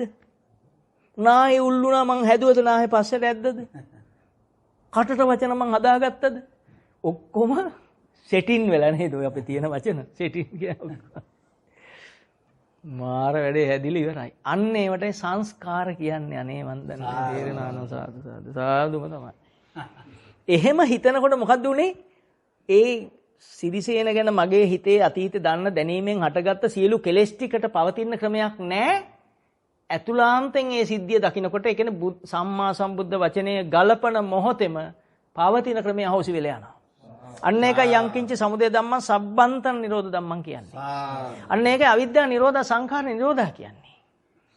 මේ ත්‍රිපිටක දහම ත්‍රිපිටකයේ තියෙන මහා මනරම් දහම ජීවිතෙන් බලනකොට බුදුන් වහන්සේ අපේ ජීවිතය තමයි මේ බුද්ධ වචනෙන් විස්තර කරන්නේ. හරිනේ? එතකොට මොකද්ද වෙන්නේ? ඔබ දැකලා දකින්නකොට බලන්නකෝ පුදුම හැල්ලුවක. එහෙනම් හැල්ලු වෙන්න නම් බරක් තියෙන්න ඕන. මොකද්ද බර? කෙලෙස් බර. සිරිසේන කියනකොටම ඔළුවට එන බරක් එන්නේ නැති ඔළුව කැක්කුමකුත් ඉන්න බෑ දච්කෝරු කනවා. දැන් නිකන් තිබුණු දත් ටික හපන්න ගත්තා මේයි. චුයින්ගම් හපනවා වගේ. කරුංක පුවක් හපනවා වගේ දැන් හපනවා සිරිසේන දැකලා මේ තාම ඇහි රූපය ඉස්සරහා මෙහි හපනවා. පිස්සුවක් නේ. දැන් තමයි පිස්සෙක්ද නැද්ද? එහෙමින් ඒක කිව්වේ බණ කම කැබාර ගන්නෙ නෑ. හැබැයි මන් දුන්න රුපියල් 100ක් 200ක් බෙදුවා නම් පැනලා ගන්නවා. හරි ඇහැට වෙන රූපෙට දච්කෝරු කනවා. ඇත්තටම වෙන කෙනෙකුට වුණා නම් අපි එමිනෙට කියන්නේ මොකද්ද? පිස්සෙක් නේ. ඔය ඔබට වෙන්නේ නෑ. 3-4 දෙනාට වෙන්නේ නෑ. අර කිරි වෙහෙරේ වටේ ඇවිදින අනිත් අයට වෙනවා. දැන් ඒගොල්ලන් කවුද? ඒගොල්ලන් පිස්සෝ. අපිට වුණොත් අපිත් පිස්සෝ. අපිට වෙනේම වෙනවයි. වෙන්නේ තොච්චර. එහෙනම් අපිත් පිස්සෝ. තව වචන එනවා කියන්නේ නැහැ නික අනුගේ වැඩක් නැහැ නේ අපිට නේද? එතකොට සිරිසේන යනු මගේ මනසමයි. සිරිසේන කියලා ඇසුරු කරන්නේ මම මගේම හිතමයි. දච්කෝරු කකා ඇසුරු කරන්නේ එළිය කෙනාද මගේ මනසද? එළිය කෙනා හැට පෙනෙද්දි මගේ මනසේ සිරිසේන අල්ලගෙන මම දච්කෝරු හප තොල් විකාගෙන අත මිට මොලවම් බිත්ති වලට ගගහ අත පස්සේ අත ගහ ගන්නවා. නැද්ද? අපි ඇත්තටම පිස්සෝද නැද්ද? උන්මත්තකයෝද නැද්ද? මේ උන්මත්තක භාවයේ තියෙන්නේ මොනව වෙන තාක්ද? මේ සිද්ධිය නොපෙනෙන තාක් නේද? පෙනුණු ගමන් අහෝසි නේද? මේ ඔක්කොම නිරෝධයි. නිරෝධයි කියන්නේ නැවතුණා. රෝධයි කියන්නේ ගමන් කරනවා. ඉවරයක් නැතුව තව තව නව සංකල්ප මවෙන් ගමන් කරනවා. මෙහෙම ගහන්න ඕන. තව එකක් ආවා. පොල්ලකින් ගහන්න ඕන. හුවකුක් කියන්න ඕන.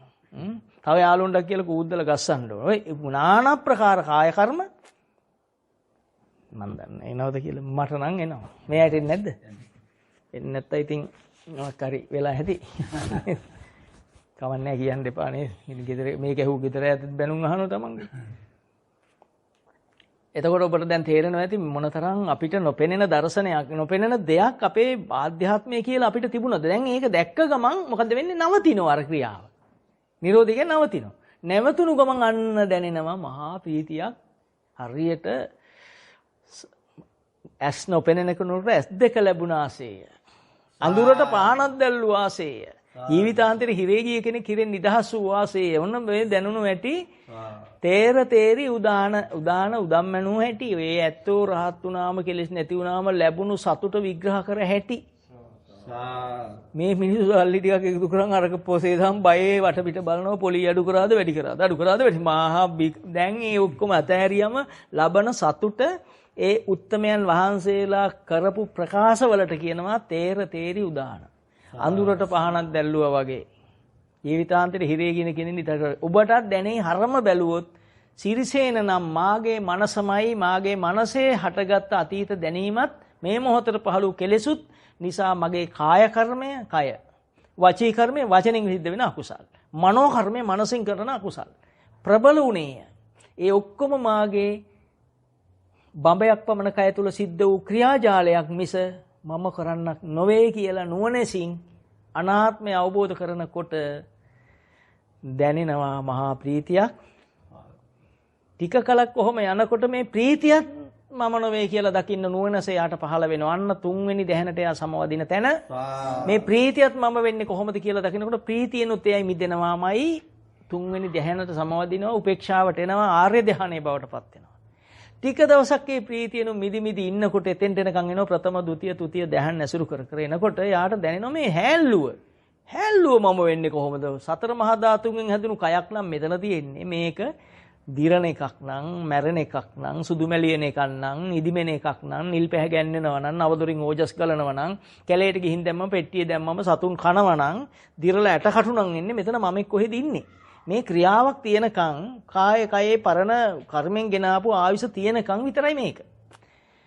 එහෙනම් මම නොවන කයක කොහොමද මෙමෙන්නේ? එහෙනම් මේ ක්‍රියාවක් විතරයි කියලා නුවණසින් එනකොට යාට තේරෙනවා මේ සැහැල්ලුවත් මම වෙන්නේ කොහොමද කියලා මහා ඥානයක් ඔහු තුලම පහළ වෙනවා.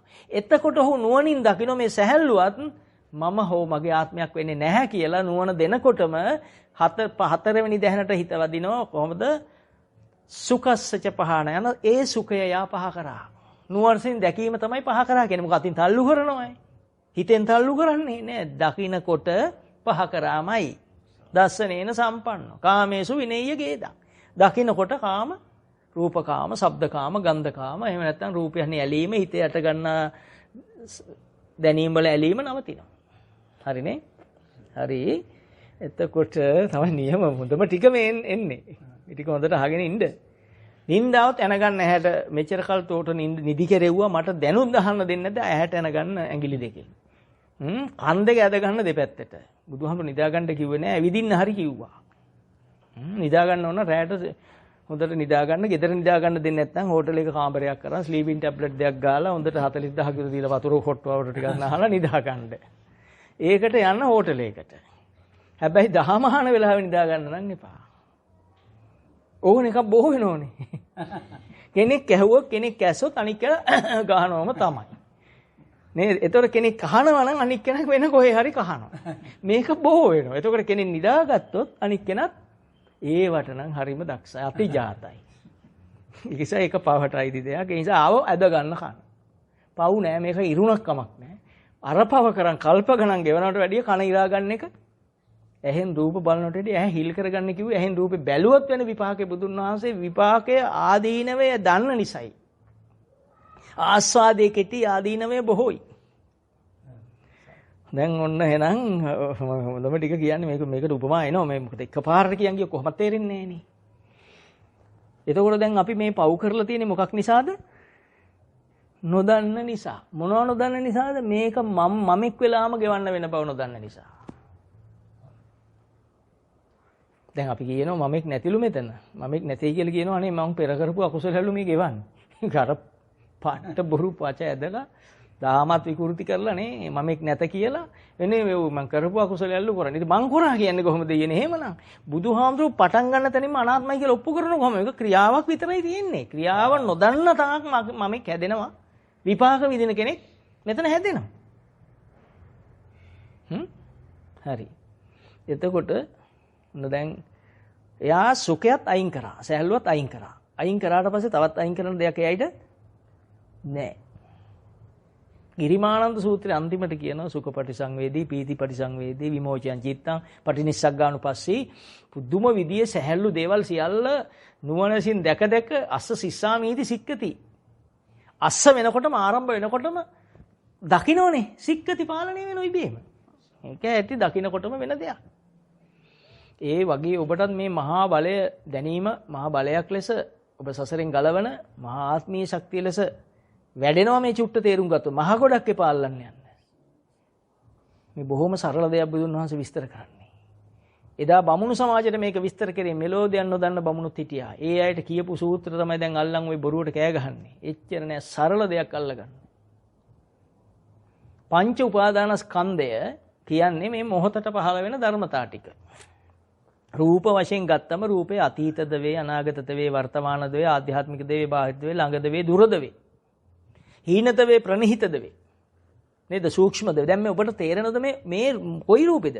ඔබ ළඟ තියෙන රූපේ. දැන් කොළඹ කියන එක මතක් වුණොත් කතරගම ඉන්න මේ මොහොතේ කොළඹ මතක් වුණොත් කොළඹ ඇත්තටම පිටතින් බැලුවොත් කිලෝමීටර් 300ක් විතර දුර තියෙන්නේ. කතරගම ඉඳලා. නමුත් දැන් කොළඹ කියනකොට ඒක කොහෙද පහළ වුනේ? දුරද වේ, ළඟද වේ? අතීතද වේ. දැන් කොළඹ කියන එක මගේ දැනීමක් නෙවෙයි අතීතද වේ. වර්තමානද වේ. වර්තමානද වේ. ආධ්‍යාත්මිකද වේ. බලන්න ආධ්‍යාත්මය නේද? අදදී පංච උපාදානස්කන්ධය බලන්න. හීනද වේ. මම පහත් මට්ටමට වැටෙන කොළඹ ගැන හිතුවකම. ඒක කොළඹ කියන එක අවබෝධ වුණ ප්‍රණහිත. මහා මේකේ මෙයා විඳින්න යන කොළඹ ගැන මතක් කරලා සතුට. ලෞකික සතුට. මේ ඔක්කොම බුදුහාමුදුරු මේ රූපේ විස්තරෙන් කරනවා. එතකොට මොන රූපෙන්ද බේරෙන්නේ කියන්නේ? දැන් ඔන්න රහතන් වහන්සේ කෙනෙක් මෙතන හිටියොත් මහරහතන් වහන්සේ කෙනෙක් හිටියොත් උන්වහන්සේට මේ ගස් පේන්නේ නැද්ද? උන්වහන්සේට පේන එක තමයි දිත්තේ මත්තන් කියන්නේ. උන්වහන්සේට පේනවා මොකෙන්ද විඳින්නේ නැත්තේ? මනසෙන් හදන එකෙන් විඳින්නේ නෑ. ඒකේ තියෙන කෙලෙස් පහ වුණු නිසා කෙලෙස් ඇසුරු කරන්න උපදින උල්පත වගේ ඇසුරු නොකර ඉන්නකොට නවතිනවා. නැවතුණාට කෙලෙස් එන්නේ නෑ ඊට පස්සේ. කෙලෙස් නොපැමිණි සංඥාව එනවා. සංඥාව නැතුව ලෝකේ ඇසුරු කරන්න බැහැනේ. ඉතින් කොහොමද සාහොල්ල කියන්නේ? සංඥාව තියෙනවා. සංඥා නිදානානි ප්‍රපංච සංකා. සංඥාව නිදන්ගතලා තියෙන කෙලෙස් ටික නැවතුණා. නිකෙලෙස්. නිකෙලෙස් උතුමා කියන්නේ කෙලෙස් නැති උතුමා. ඉතින් කෙලෙස් නැති උනේ එකපාරට. නැති වුණාම නැති එකනේ දැනෙන්නේ. තියෙද්දි දැනෙනවද නැති එකක්? තියෙද්දි දැනෙන්නේ තියෙන එක. දැන් ඔන්න නැති මම කියන්නේ මේ බොහොම ටිකක් රෞද්‍ර වගේනේ. ඇත්තටම මේ ටික ඔබට තේරුණොත් මේ මොහොතේ ඔබ නැගිටින්නේ අවිද්‍යාවට යම් පහරක් එල්ල කරන කෙනෙක් බවට පත් වෙලා. අපි ආයි පොඩ්ඩක් මේ පැත්තට ගියොත් සිරිසේනම ගනිමු. මම මට නිකන් පුරුදු නම සිරිසේන පෙර ආත්මෙද දන්නේ නැහැ මේ. මම සිරිසේන දන්නේ නැහැ පෙර ආත්මෙ. එතකොට දැන් සිරිසේන. කිව්වා ඔබ දන්න සිරිසේනල ඉන්නවා. දැන් මම කියන සිරිසේන මේ ලැකර් ගාන මෙහෙම වෙන්න පුළුවන් ගෙවල් පේන්ට් කරන ඒ දණේම තියෙන්නේ මං ගාව. දැන් මට ඒ සිරිසේන පේන්නේ නැහනේ. නෝ මගේ හිතේ එයා පේන්ට් කරනෝ පේනවා වැලි කොළ අතුල්ලනෝ බීත්ති වල පේනවා. ඔබ දන්න සිරිසේන කරන්නේ නැතිනේ ගෑරේජ් එකක මලකඩ හූරනෝ. එයයි මෙහෙම ගලවනෝ ගියර් වීල් ගලවනෝ ටයර් දානෝ පේනෝනේ දැන්. එහෙම නැත්නම් එයා කීයතකින් කපනෝ ඒ සිරිසේන. ඔබ දන්න සිරිසේන ඔබේ හිතට එන්නේ. මන් දන්න සිරිසේන මට එනකොට ඔබ දන්න සිරිසේන ඔබට එනවා. සිරිසේනල ඉන්නෝ එක එක තැන්වල. මොන සිරිසේනෙක් එනවද දන්නේ? අයියෝ සිරිසේනල එනවද දන්නේ නැහැ. නේද? ඔබේ තාත්තා සිරිසේනක් දන්නෙත් නැහැනේ. ඒ සිරිසේන එන්න පුළුවන්. මම මේ සිරිසේන කියනකොට ඔබේ හිතෙන් එන්නේ මොන සිරිසේනද? ඔබ දන්න සිරිසේන. සමහර සිරිසේනලා වර්ග ඇති. පේන්ට් බාස්ලා, ගෑරේජ් බාස්ලා, ඊළඟට ඉංජිනේරු සිරිසේනලා ඉන්නෝනේ. ඉංග්‍රීසි නම් නැහැනේ කට්ටියටනේ. දැන්නේ අපි ඉංග්‍රීසි නම් ගන්න වෙනස් කරලා. වෛද්‍යවරු සිරිසේනලා ඉන්නෝනේ. විශේෂඥ වෛද්‍ය සිරිසේන මහතා. හමු වීම හවස 5ට. MBBS වරහන් ස්පෙෂල් වරහන් වහලා ආයි එළිය දානවා ලන්ඩන්. ඒකත් වරහන්. මම කිව්වේ ඔප්පු කරන්න. එතකොට දැන් ඔබට එන්නේ මොන සිරිසේනේ? ඔක්කොම දන්න එක්කෙනා එනවා. ඉස්සෙල්ලා මතක් වෙන ඉංජිනේරු සිරිසේන. ඊළඟට වෛද්‍ය සිරිසේන. ඊළඟට එන පොල් කඩන සිරිසේන. ඊළඟට එන ලැකර් ගාන සිරිසේන. දැන් සිරිසේනලා දන්න රූප ඔක්කොම රූපස්කන්ධයම එන බව නොදන්නේ කවුද? මේ විපාක විදින මිනිස්සයා දන්නේ නැහැ. මේ අනුන්ගේ නමක් නිසා කල්පනා කර කර උඩ බලාගෙන සිරිසේන ඔළුවේ තියාගෙන. හොඳයි සිරිසේන ඔබේ ඔළුව ආක්‍රමණය කරලා නැද්ද? ලැජ්ජ නැද්ද කියන මහලුකට අයියලා කියලා මෙතන. ඔය සිරිසේනට පුළුවන් ඔබේ ඔළුව ඇතුලේ ඉන්න. මේ ඔළුවේ වැසිකිලිවල් ඇති. මඩවලවල් ඇති. ඔය මතක් වෙනවනේ. අපි කියන්නේ මතක් වෙන රූපේ පහළ වෙන එකට අපේ සිංහල නම තමයි මතක් වෙනවා. ඕම ඉන්නකොට නිකන් ඔන්න දැන් ලූණු කෑල්ලක් බත් එකේ තියෙනවා. මට මතකයි පොඩි කාලේ පැත්තෑයෙක් දැක්කයි පැත්තෑයගේ පැත්ත කොළ පාටයි. ලූණු බැදුනම කොළ පාට එකක් දැක්කම මට අර පැත්ත රූපේ එනවා. පත්තාය එනවා. දැන් මට බත් එකේ තියෙන ලූණු කෑල්ල කන්න බෑ. හිතේ ඉන්නේ පැත්ත එන්නේ. මේ ඇයිට කැරපොත් එක්ක එන්න පුළුවන් රතු පාට කැරපොත් පිහාට්ටක් එන්න පුළුවන්. ලූණු කෑල්ල පේනකොට දැන් පිඟානේ පේන්නේ ලූණුද කැරපොත් එක්කද? චික් කියලා අයින් කරනවද නැද්ද? මේ අයට උනාට මේ අය කියන්නේ නැහැ මේ අය තාම ලැජ්ජයිනේ. ඔය ලැජ්ජාවට තමයි මානේ කියන්නේ. නේද? නොදන්නා වගේ මේ බොරුවට අතපය කහ කහ. වහා දැන් ඇති ඉතින් ඔය බයිල ඇතිය නේද? දැන් තේරුම් ගන්න පිළිගන්න වෙනවනේ මේක. පිළිගන්නේ නැත්නම් ඒ ඉන්නේ තතරම සිරිසේනගේ ගොඩේ. ඊට පස්සේ මේගොල්ලන්ට උන දැන් අයිස්ක්‍රීම් එකක් ගේනවා. දුඹුරු පාට අයිස්ක්‍රීම් උත් තියෙනවා දැන්. දුඹුරු පාට කොළ පාට මිශ්‍ර වෙලා ගේනකොට කියන්න බෑ ජරාවලක් මතක් වෙනවා. මේ අයිස්ක්‍රීම් දැක්ක ගමන් ජරාවලක්. දැන් මේක නායට ගේන්න බෑ ඕන තරම් මේ අයට වෙනවා. හැබැයි මේ අය කිසි කාලෙක කියන්නේ නැහැ. දැන් කන්න ගන්න ප්‍රිය එකක්ද අප්‍රිය එකක්ද? මොකද මේ අයිස්ක්‍රීම් මේ එළියේ තියෙන රූපෙද මේ ප්‍රශ්නේ තියෙන්නේ ඇතුළේද? දැන් ඇතුළේ තියෙනක මේ එළියේ තියෙනකට ගැළපිලා මැච් වෙලා නේද? ප්‍රශ්නේ උතනනේ තියෙන්නේ. දැන් රහතන් වහන්සේට මේක දුන්නොත් උන්වහන්සේට මේක කන්න පුළුවන් මොකද්ද? මනසේ මේවා නැති නිසා. මනසේක මනසෙන් පේනවා, මෙහෙක මෙහෙන් පේනවා. සංඥාව මනස, මේක රූපේ.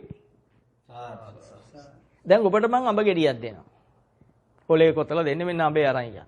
දැන් ඔබේ හිතට මොනතරම් තාම දැක්කේ නෑනේ අඹ රූප ඇවිල්ලා ඇති. ඔබලා බලනවා නිකන් උල තියෙනන් හරි සීනි අඹ. මේ උල අඩු නම් කර්තකලම්.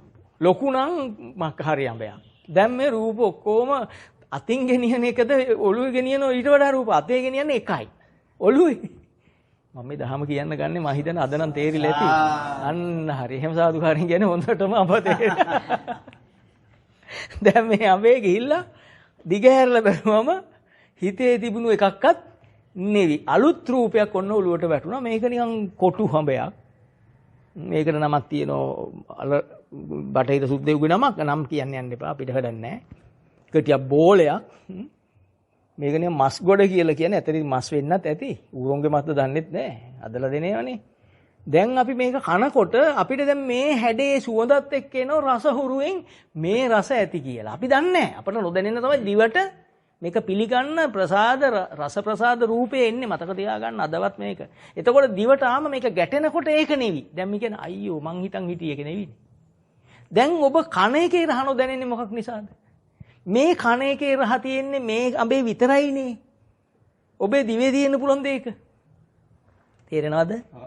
ඔබේ හිතේ තිබුණු එක අතීත රූපයන්නේ. ඒක මේ අඹේ තියෙනවද? නැහැනේ. එහෙනම් දැන් මේක කන්න බැරි මොකක් නිසාද? එහෙනම් දන්නවද රහතන් වහන්සේට මේක වළඳන්න පුළුවන්. ඇයි? මානසින් මිදෙන නිසා උන්වහන්සේ. මානසයි මේකයි සම්බන්ධ සංයෝජන ධර්ම නොවන නිසා උන්වහන්සේට දැනෙනවා මේකේ තියෙන්නේ මේ රස. මේකේ වෙන එකක් කොහෙන්ද තියෙන්නේ? අද මූණේ නිකන් මලන් පිපිලා වගේ පේන පොඩි නිදි කුඹ මලක් වගේ නිදි කුඹ ටක් ගාලා මැලෙල වැටෙන්න නම් එපා නේද? මෙච්චර දහමක් අල්ලලා දුන්නම බැරි නම් දැන් මං උන්න ගැට්ටනම කෙනෙක් තියුවා. ඔහොම දැන් තියෙන්නේ වැටෙනකන් ඉන්න. නිවනට වැටෙයි. දැන් ඔබ කියනවා මේ කනකොට මේ ඇඹේ කට්ට ඇඹුලයි. ඇඹුල කියන්නේ ඔබේ දැනීම. ඔබ කියනවා මේ අයියෝ මේක රහ නැහැ. දැන් රහක් හිතේ තිබුණු නිසානේ දැන් ඔබ ඒ කියන්නේ මේකේ රහද හිතේ තිබිච්ච එකක්ද මේ කියන්නේ? අනේ අල්ලගන්නකො දහම ජීවමාන දහම. එතකොට දැන් ඔබ මේක රහ නැහැ කියන එකේ අර්ථය මේක රහ නෙවිනේ මේ කියන්නේ. ඔබේ හිතේ තිබිලා වෙන රහක්. ඒකනේ නැහැ කියන්නේ. ඒක නිසා මේක කන්න ඔබට බෑ. ඒක නිසා තමයි ඔබට මාව ඇසුරු කරන්නත් බුදුහාමුදුරුවෝ ඇසුරු කරන්නත් බැරි. ගෞතම බුදුන් වහන්සේ දැක්කත් ඔබට හිතේ මොකක් හරි ඇති. ඒක නිසා ගෞතම බුදුහාමුදුරුවෝ ඇසුරු කරා නෙවි දේවදත්තට බැරි උනේ ඒකයි. තේරුණා? සසර පුරුද්ද නැත්තම් ඔන්න දැන් තේරෙනවා බැරි කියලා. හරිද? එතකොට දැන් ඔබේ හිත මම ගිය සතියේ ගත්තේ අංගුත්තර නිකායේ. අංගුත්තර නිකායේ පෙන්නනවා යම්කිසි කෙනෙකුගේ හිතට මේ කෙලෙස් ධාතු ටිකක් පහළ වුණාම කාය කර්ම, වචී කර්ම, මනෝ කර්ම වශයෙන් කර්මයේ ගොඩ ගැහෙනවා. ඒ කර්මෙන් හිත තෙත් වෙනෝ නේද? මනස තෙත් වෙනවා, වචී කර්මෙ තෙත් වෙනවා. මේ තුන්දොරම අපිරිසිදු වෙන බව කියන්නේ. මේ ගැන නොදැනගත්තොත් මේ ටික තමයි එයාගේ ජීවිතය කියලා මේ මොහොතට තියෙන්නේ. ඔන්න හොඳට ගේ පිරිසිදු කරපු කෙනෙක් දැන් ගේ හොඳට මොබ් කරලා මොබ් කියන්නේ හැමතැනම තියෙන එක උලාගන්නේ. පුටු යට තියෙන කුණුත් මේ ගේ ඔක්කොම උලන එකට කිව්වා මොබ් කරනවා. ඇත්ත තේරුම ඔය මං කිව්වේ. මොබ් එක මෙහෙම දාලා වතුරට දාලා ඔබලා උලාගෙන යනකොට වෙන්නේ හැමතැනම කුණු පොදු කරනවා. දැන් අමුතු පාටක් එනවා ගෙයි. ටයිල් එක සුදුයි දැන් රෝස පාටයි. ඒ කියන්නේ හැමෝම අහන්නේ අද රෝස පාට ටයිල් කොහොමද කියලා. එයා කියන්නේ මොබ් කරන කතා. දැන් මේ මොබ් කරන ගමන් මේ උපමාව කියන්නේ දහම කියන්න හොඳයි. ඒ වගේ දැන් එළියේ තියෙන රූපෙට හිතේ තියෙන කුණු ටික එකතු කරලා එළියේ තියෙන රූපෙට තිරිසේන කෙනෙක් එකතු කරගෙන මට හරියට ලැකර් ගාද්දි මං හරියට සල්ලි දුන්නා ඉතුරුව දුන්නේ නැහැ ওই සිරිසේනයා කියලා ඉතුරු සල්ලි ටික ඔලුවට ඇවිල්ලා එළියේ තියෙන රූප දිහා බලන් එළියේ තියෙන කෙනෙකුගේ දුකක්ද විඳින්නේ හිතේ තියෙන එකේ ප්‍රශ්නේද? නිකන්වත් හිතනොද මේ මගේ හිත නේද මේ දුක කියලා තියෙන්නේ? මේ මනස ලෝකේ නම් ලෝකේ දුක කියලා කිව්ව බුද්ධ වචනේ තේරුණාද අපිට? සසඤ්ඤම් මේ සමනකේ ලෝකේ ලෝකංච පඤ්ඤාපේ මේ රෝහිතස්ස බ්‍රහ්මයට තිලෝගුරු සම්මා සම්බුදු පියාණන් වහන්සේ ලෝකය කොහෙද තියෙන්නේ කියලා දේශනා කර හැටි. මනසට මම ලෝකය කියා පනවමි. නේද? සසඤ්ඤම් මේ සමනකේ සංඥාව සහිත මනස සහිත තැනට ලෝකය කියමි. ලෝකේ නම් දුකමයි නේද? ලෝකේ කියන්නේ පංච උපාදානස්කන්ධ ආධ්‍යාත්මයට. එහෙනම් ඒ මොකද්ද ලෝකේ? දුකයි. එහෙනම් මේ මොකද්ද සිරිසේන කියලා පහළුනේ? මේ රූපේ දුක කියලා ඔබ අරන් තියනද කවදාවත්? මේ වේදනාව දුක කියලා අරන් තියනවද? මේ සංඥාව දුක කියලා අරන් තියනවද? මේ සිත කය වචනේ මතර සකස් වීම දුක කියලා අරන් තියනවද? මේ දැනීම හිත තුළ පහළු දැනීම විඥානයේ දුක කියලා අරන් තියනවද? මේ පංච උපාදානස්කන්ධේ දුක කියලා අරන් තියනවද?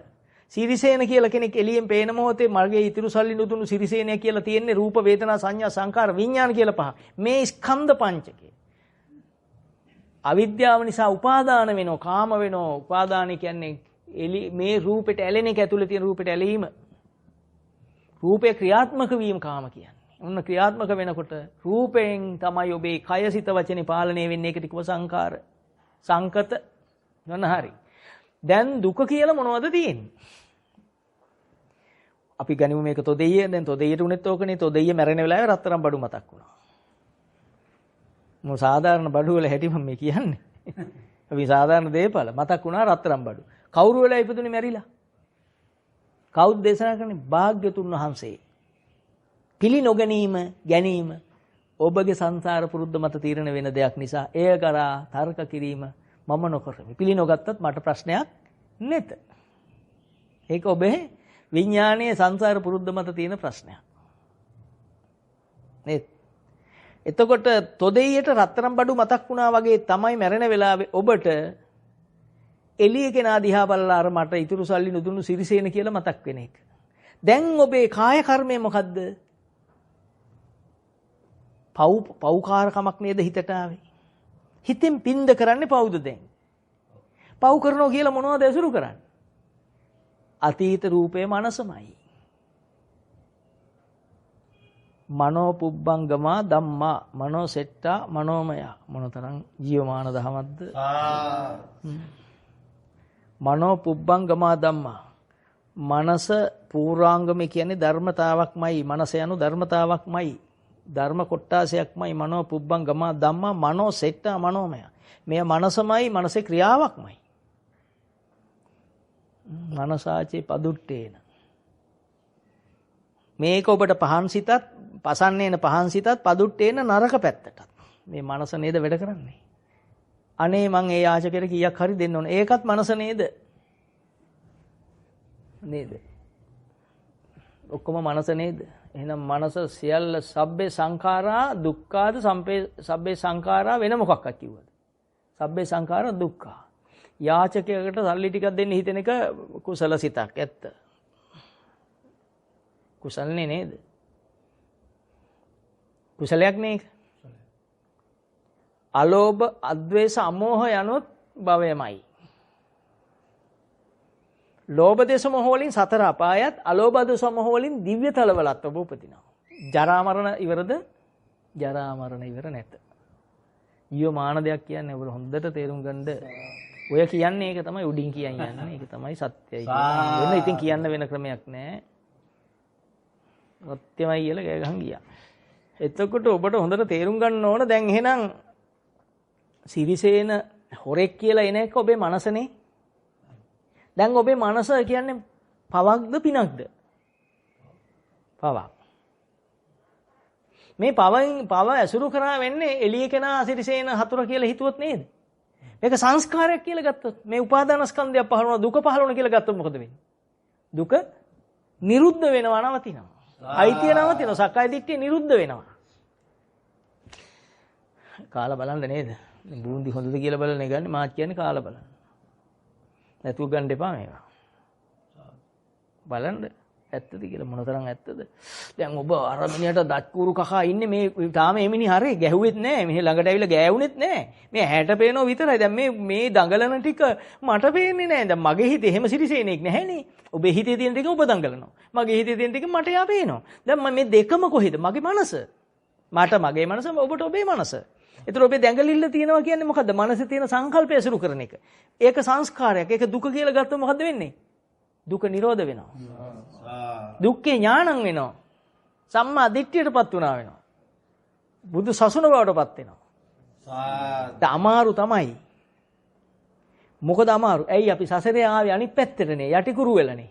දැන් උඩු පැත්තට හැරෙන්න අමාරුයි. අපිට ලේසි යටි හතට බූරුවා වගේ ඉන්න. බූරුව උඩු අතට ඉන්නේ නැහැ නේ ඌ යටි හතට. ඌට කිව්ව බූරුව උඩු අතට හැරියේ ඌ කකුල් හතර උඩ තියන් ඉන්න අමාරු වගේ. අපිටත් ඔය කියන විදියට සිරිසේන හතුර කියලා පෙනෙද්දි සංස්කාරයක් කියලා හිතන්න ඉඩ දෙන්නෙම නැහැ හිත. ඉඩ නොදෙන්නේ මමද හිතද ඔබේ? තම තමන්ට තමන්ගේ හිතද මේකට ඉඩ නොදෙන්නේ පිට කෙනෙක්ද? ඉතින් තමන්ගේ හිතේමනේ තමන් අපායට අදින ධර්ම ටික තියෙන්නේ. රත්තරන් බඩු මතක් වුණු තොදෙයියට උනේත් ඔච්චරයි. රත්තරන් බඩු ඇසුරු කරාම ඉපදුනේ දිව්‍ය ලෝකෙද?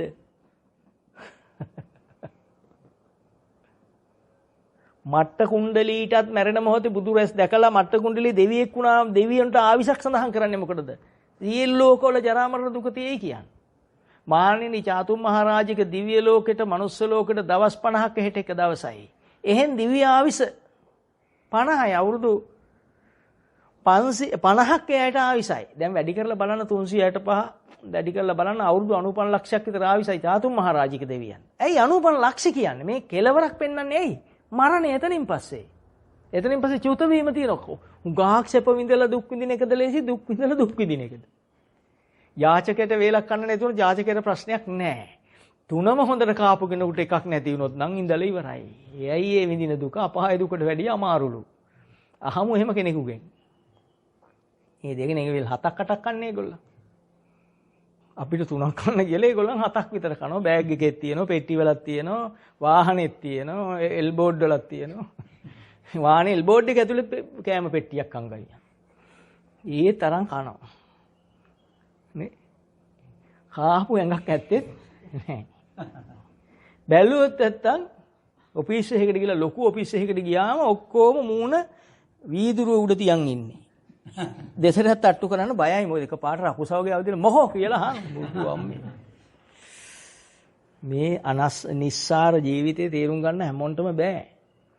ඉතින් අපි ප්‍රාර්ථනා කරන්නේ මේ කාටවත් මේ පෙනෙන ශක්තිය කියන්නේ මේ තමන් අවබෝධ කරගන්න ශක්තිය පෙනෙන ශක්තිය අනු එයයි උපාදාන ස්කන්ධයේ දකින්න ශක්තිය දැක්ක ගමන් මිදෙනවා මේක දෙවියෝ බ්‍රහ්මයෝ මේ භික්ෂු භික්ෂුණී උපාසක උපාසිකා සිව්වණක් පිරිසට ඇතුළු තුන් ලෝකෙම නිවන්න කතා කර දාම දේශනා කර දාම නේද මේක අවබෝධ වුණොත් කවදාවත් ඔබ හිතේ ඉන්න කෙනා එළිය ඇතයි කියලා මිත්‍යාවකට යන්නේ. ඇතුලේ එක ඇතුලෙනුත් එළියක එළියෙනුත් දකින්න ඒක තමයි ඥානංචපන මේ දස්සනං උදපාදී කියන්නේ. ඥාන දර්ශනය ආවා. අකුප්පා මේ චේතෝ විමුක්තිය අන්න අකුප්පා කිපෙන දේවල්. කෙලෙසෙන දේවල් ඔහුගේ හටගන්නේ නැත්තම් නිකෙලස් වෙලා. අකුප්පා චේතෝ විමුක්තිය කියන්නේ නිකෙලස් වෙලා. චේතෝ විමුක්ති කියන්නේ චේතනාවල් අරමුණු පහළ වෙන්නේ නැති තත්ත්වයටපත් වෙලා චේතෝ විමුක්තිය කියන්නේ නිවන. අයමන්තිමා ජාති. ජාතියකටපත් වෙන්නේ නැත්නම් ජාතියක් නැත්නම් ජරා මරණ නැහැ. ජාති නිරෝධා ජරා මරණ නිරෝධා. එහෙනම් අයමන්තිමා ජාති නැත්ති. ජාතිය නැත්නම් ජරා මරණ නැහැ. එහෙනම් ජීවත් වෙන කෙනෙකුට මේ වෙන්නේ. ජීවත් වෙන කෙනා ජාතිය ඉක්මවල යනවා. ඒක තමයි අජරාමර සාන්ත නිවන සාක්ෂාත් කරයි කියන්නේ. මම හිතනවා අද නම් පොඩි අවබෝධයක් එන්නට ඇතිනේ. දැන් ඔබ හිතනවා ඇති මේක ඇහු ගමන් මට පේන්නේ. පේන එක කාලයානුරූපව සිද්ධ වෙයි. මෙහෙම අහගෙන යන්නකෝ. අහනකොට එක වෙලාවක ඔය අපි හිතන විදිහට ඔය ශාසනය බේරගන්න උතුමෙක් පහළ වෙනවලු අපිත් ඉන්නේ අනේ ඉක්මනින් පහළ වෙලා ඒ ආගේ බල හැදෙනකොට අපි කවුරු ගොඩේයි අපිට මහන්සි වෙන තියෙන්නේ මේ චුට්ට විතරයි. ඒ කෙනාගේ බල හැදෙනකොට ටක් ගාලා ඔක්කොගෙම කෙලස් ටික සිද්ධ වෙන බලය නැතුව කාටවත් වෙනව නම් සරියුත් හාමුදුරුවෝ ඊට ඉස්සෙල්ලා රහත් වෙනවා. බුදුහාමුදුරුවෝ පහළ වෙන්න ඉස්සෙල්ලා. බුදුහාමුදුරුවෝ පහළ වුණත් රහත් වෙන්නේ නැහැ. බුදුහාමුදුරුවන්ගේ කල්යාණ මිත්‍රාශ්‍රය නැතුව වෙන්නේ නැති බව මතක තියන්න. නිවන් දකින්න පළවෙනි අංගය සද්ධර්ම ශ්‍රවණය. සද්ධර්ම ශ්‍රවණය කරන්න පුළුවන් කල්යාණ මිත්‍රයෝ නැතුව. ওই දෙකම නැතුව Tamanට තමාව පේනවද යෝනිසෝ මනසිකාරය එනවද? ධම්මානුධම්ම පටි ජීවිතයේ ධර්මයේ බවට පත් වෙනවද මේව නැතුව? එහෙනම් මේ தත්තෙට එන්න ඔබ එන බෝධිය වෙන්නේ ධර්ම ශ්‍රවණයෙන් නිවන් දකින්න එන පාර. අපි ඔක්කොම එතෙන්ට එන්නේ. මම සහ ඔබ මේ ධර්ම ශ්‍රවණේ නිවන් දකින්න ඉන්නේ. එතකොට මේක අහු වෙනකොට අපි නිවිලා සුවපත් වෙලා යයි. ටික දවසක් අඩමසක් තිබෙත්තා මහණෙනි සද්දිනක් සීවටන් වඩන්නේ නම් මහා සතිපට්ඨාන සූත්‍රයේ අන්තිම කෙලවර. මාර්ගඵල විග්‍රහ කොටස. තිට්ඨතු අඩමස්සස්සේසු. අඩමසක් තිබෙත්තා මහණෙනි සද්දිනක් සීවටන් වඩන්නේ නම් දවස් 7ක් මේ විදියට මෙනෙහි කරොත් උතුම් වූ රහත් ඵලය හෝ ශේෂ ඇති කල්හි අනාගාමි ඵලය ලැබෙනු ඇත. රහත් ඵලය කියන්නේ කෙලෙස් රාග දේශ මොහ නැති වෙලා යනවා. ශේෂ ඇති කල්හි කියන්නේ දැන් එයාගේ නැති වෙලා තියෙනවා උද්දම් භාගී සංයෝජන 5ක්. අනාගාමී කියනවා තව තියෙන මේ ඕරම් භාගී සංයෝජන නැති වෙලා දැන් උද්දම් භාගී සංයෝජන 5 ඉතුරු වෙලා තියෙනවා යාට. ඕරම් භාගී සංයෝජන කියන්නේ මේ ලෝක ජීවත් වෙද්දී රැස් වෙන කෙලෙස්. මොනවාද? සක්කාය දිට්ඨි, විචිකිච්ඡා, සීලබුත පරාමාස, කාමරාග, පටිඝ කියන්නේ ජීවත් වෙද්දී රැස් වෙන හුරුවෙන් එකතු වෙන කෙලෙස්. දැන් ඒ සිඳුනේ යයිට අනාගාමි නිසා. අන්නේ ඉතිරි ටික තියෙනක තමයි ශේෂ කියන්නේ. මොනවද? අරූප රාග, රූප රාග, මාන, උද්ධච්ච, අවිද්‍යාව. සංසාර පුරුද්දෙන් ආපු රූපේ කිඳා බැස ඇති. දැන් එයා අර බාහිරට නොගිහිල්ලා ඉන්න කෙනාට කියනවා බාහිර සංයෝජන හදා නොගන්න පුද්ගලයා අනාගාමි කෙනා. න ආගාමි ගමනක් නොවන කෙනා. මෙතන හැදෙන එක එළියට අරන් යන්නේ නැතුව ඉන්න පුළුවන් අනාගාමි කෙනාට විතරයි සම්පූර්ණ. එහෙම ඉන්නකොට එකපාරට සංසාර පුරුද්දෙන් ආපු කෙලෙසුත් හිඳෙනවා. අන්නේ ටිකටයි උද්ධම් භාගී සංයෝජන කියන්නේ අරූප රාග, රූප රාග, මාන, උද්ධච්ච, අවිද්‍යාව. ඒ කෙලෙස් එකපාරට හිඳෙනවා. හිදුණු කෙනාටයි කියන්නේ ශේෂ නැති කල්ලි. ශේෂයක්වත් නැහැ කියන්නේ රහතන් වහන්සේට කියන නම අශේෂ කියන්නේ. ශේෂ ඇති කල්ලි කියන්නේ ඔන්න ඔය සංයෝජන ඉතුරුණු කෙනා අනාගාමී කෙනා. මං හිතනවා අදට තේරෙන්නේ නැති. මේ මහගෙන යනකොට ඇත්තටම අපි නිවෙනවා. දැනට නිවුනේ මේ දහම අහනකොට ඒක නිවන එක ධර්මතාවක් නිසා. අහන් ඉද්දි පසක දවස රහත් වුණා. උරුවෙල් කාශ්‍යප, නදී කාශ්‍යප, ගයා කාශ්‍යප අහන් ඉද්දි රහත් වුණා.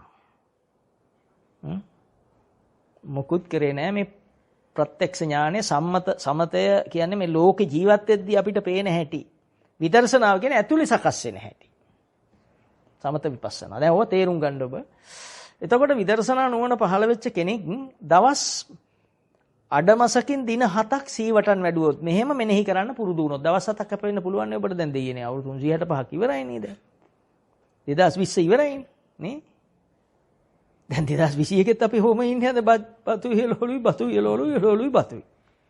එළවලුයි බතුයි වෙජිටේරියන් කියලා අපි ඒ කන්නේ පහත් එළවලු බත් වෑංජන බත් සම්බල් බත් එළවලු බත් කාපු මූණක්වත් නැහැ වේල් දෙකක් කාලා එක වේලක් අත ඇරුණොත් හොම්බෙන් ඇවිල්ලා. ඉතින් ඔබ හිතාගන්න දවස් 7ක් අපට අයින් කරන්න බැරිද මේකෙන්? මේ දවසට විනාඩි 5ක් පිස්සුද අධිවේගකාරී සමාජයල ඉන්නේ ඉතින් කමන්නේ යන්න ඉතින් අපිට කරන්න දෙයක් නැහැ ඒකට.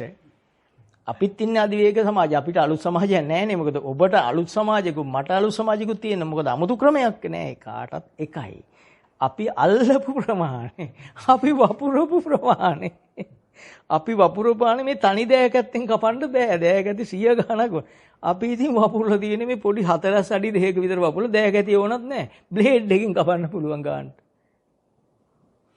ඒ නිසා අඩමසක් මෙනෙහි කරොත් එකපාරට සීලු කෙලෙස් හිඳෙනවා ධම්මචක්කය අවසන් කරන්නේ මේ විදිහේ මේ සතිපට්ඨාන සූත්‍රය අවසන් කරන්නේ මේ විදිහට අඩමසක් තිබෙත්වා මහන්නේ දින 7ක් සීවටන් වඩන්නේ ධම්මචක්ක ඉවර කරේ ඥානංචපන මේ දස්සනං උදපදී අකුප්පා මේ චේතෝ විමුක්තිය අන්න එතන ඉවර කරන ලස්සන අයමන්තිමා ජාතියටපත් වෙන්නේ නැහැ. ඒ කියන්නේ කෙලෙස් ඇසුර නැවතුණා. නත්ති දානි පුනබ්බති නැවත භවයට එන්නේ නැහැ ඔහු. භවයට නේන එහෙනම් උපදින්නේ නැති කෙනා. අනුපදිශේෂ පරිනිර්වාණයටපත් වෙන කෙනා රහතන් වහන්සේ උතුමන් වහන්සේ භාග්‍යවතුන්. ඉතින් ඔබ වොම වෙලා ධර්ම ශ්‍රවණය කරා. දැන් ඔබ දන්නවා මේ බුද්ධ සම්මා සම්බුදුන් වහන්සේ කෙනෙක් දේශනා කරන්නේ සචිත්ත පරියෝධපණං හිත සුද්ධ කරන්න. ඔබ හිත සුද්ධ කරොත් ඔබ ඉබේම සිල්වත් නේද? දැන් ඔබ හිත සුද්ධ කරයින් තමයි සිරිසේනට බනින්නේ නැත්තේ. හිතට මේවා එනවයින් තමයි බනින්න වෙලා තියෙන්නේ. පොළු ඕන, මුගුරු ඕන, කැතිමන්න, අවියාවුද දඬුමුගුරු පරමාණු බෝම්බ න්‍යෂ්ටිකාවි ඔක්කොම ඕන කාටද හිත කෙලෙසිච්ච මිනිස්සුන්ට. විද්‍යාවයි කියලා දිනු කරලා තියෙන්නේ මොකද්ද? හිත කෙලස ගන්න එක විතරයි. දැන් අද මේ මිනිස්සු සතුටින් නැහැ.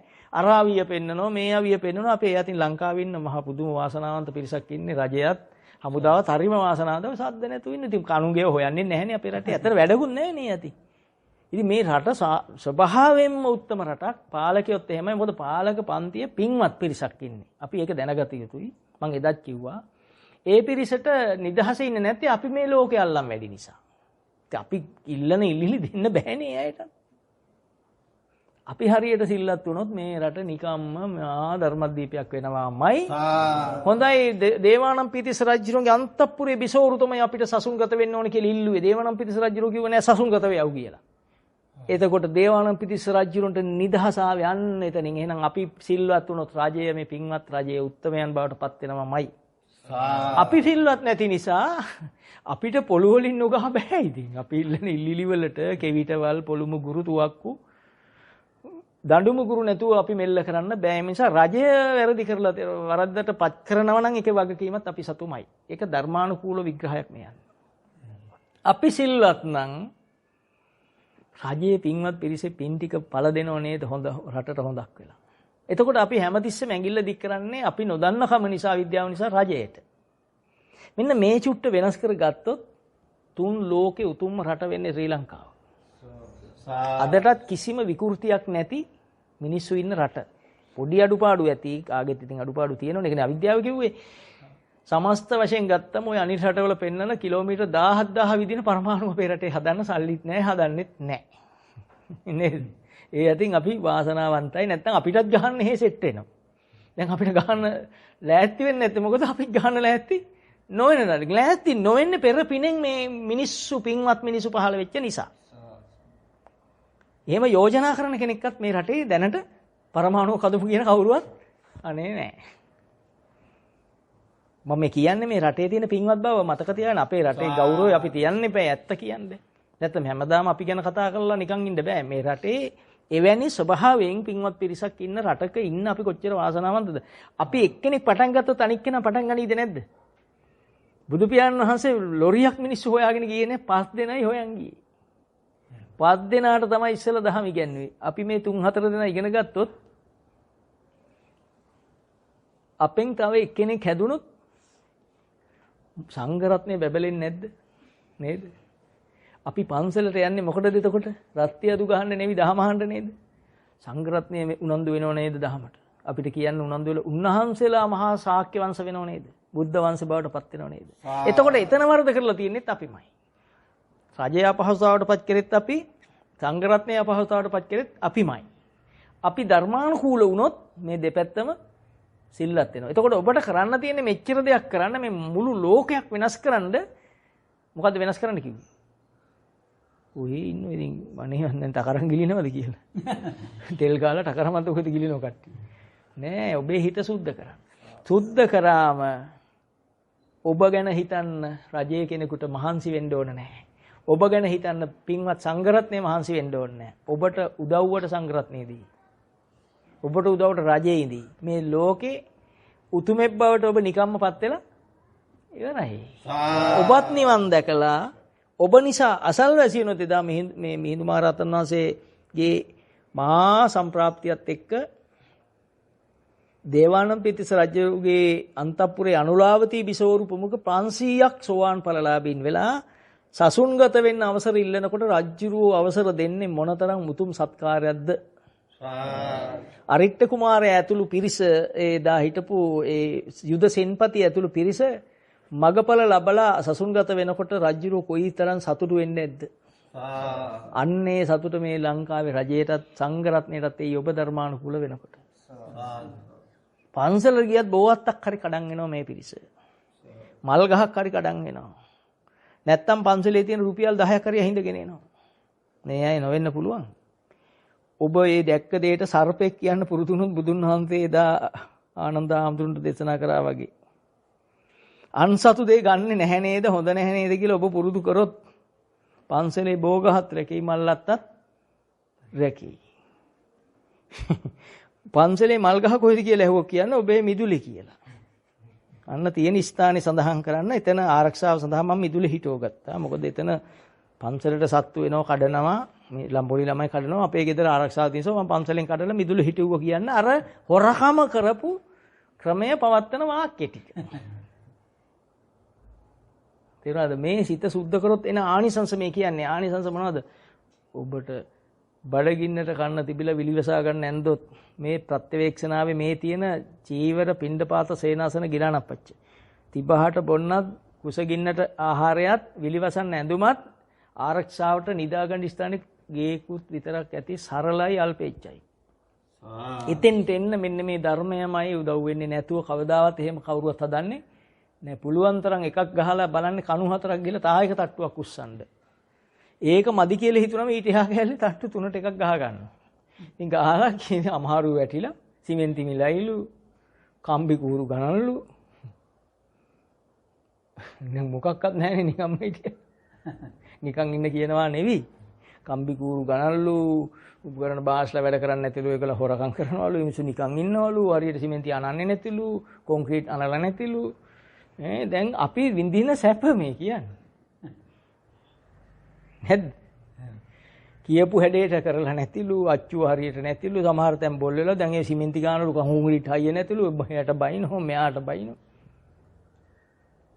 කොහොම ඉන්නේ නැද්ද බෝධිසත්වෝ කැලේ නේද? මොකක්ද හවසට ගෙට ගන්න රෙදි නෑ වැලවල් වල. වොෂින් මැෂින් දැන් ඉතින් වොෂින් වෙලා තියෙන අතින් හොදන්නේ නෑ නෑන් වොෂ් නෑ ඉලින් මැෂින් වොෂ්. ඒක දාලා ඇම්බරිච්ච රෙදි ඊටසම එන්නේ දාලා අතුල්ල.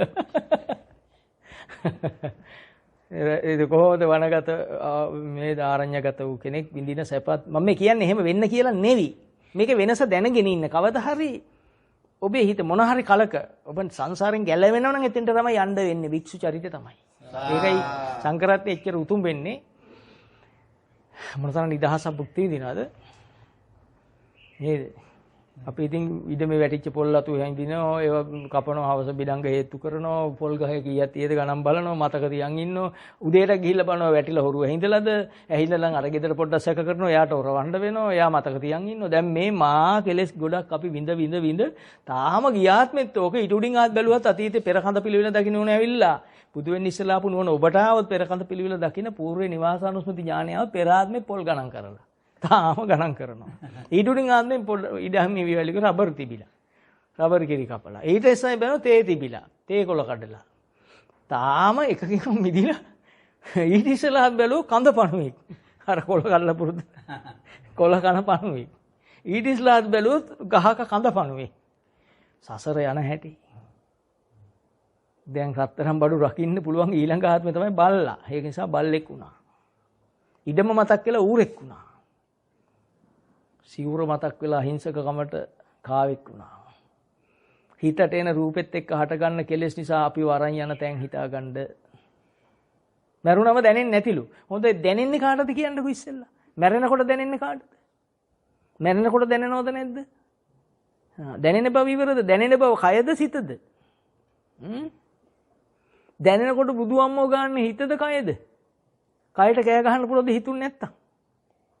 දැන් මේ විරුද්ධ සිතින් යන්නේ එහා පැත්තට මොකද්ද? මේ විරුද්ධ භාවය මුල් කොට චුති සිත තමයි එහා පැත්තට ප්‍රතිසන්දි විඥානය ලෙස ගමන් කරන්නේ. අනේ මම බේරගනියෝ කියලා එහා පැත්තේ ගිහිල්ලා ඒ ඊඩමෙම ගිහිල්ලා පැත්තකින් මුල්ලක භූතෙක් වෙලා උපන්නා.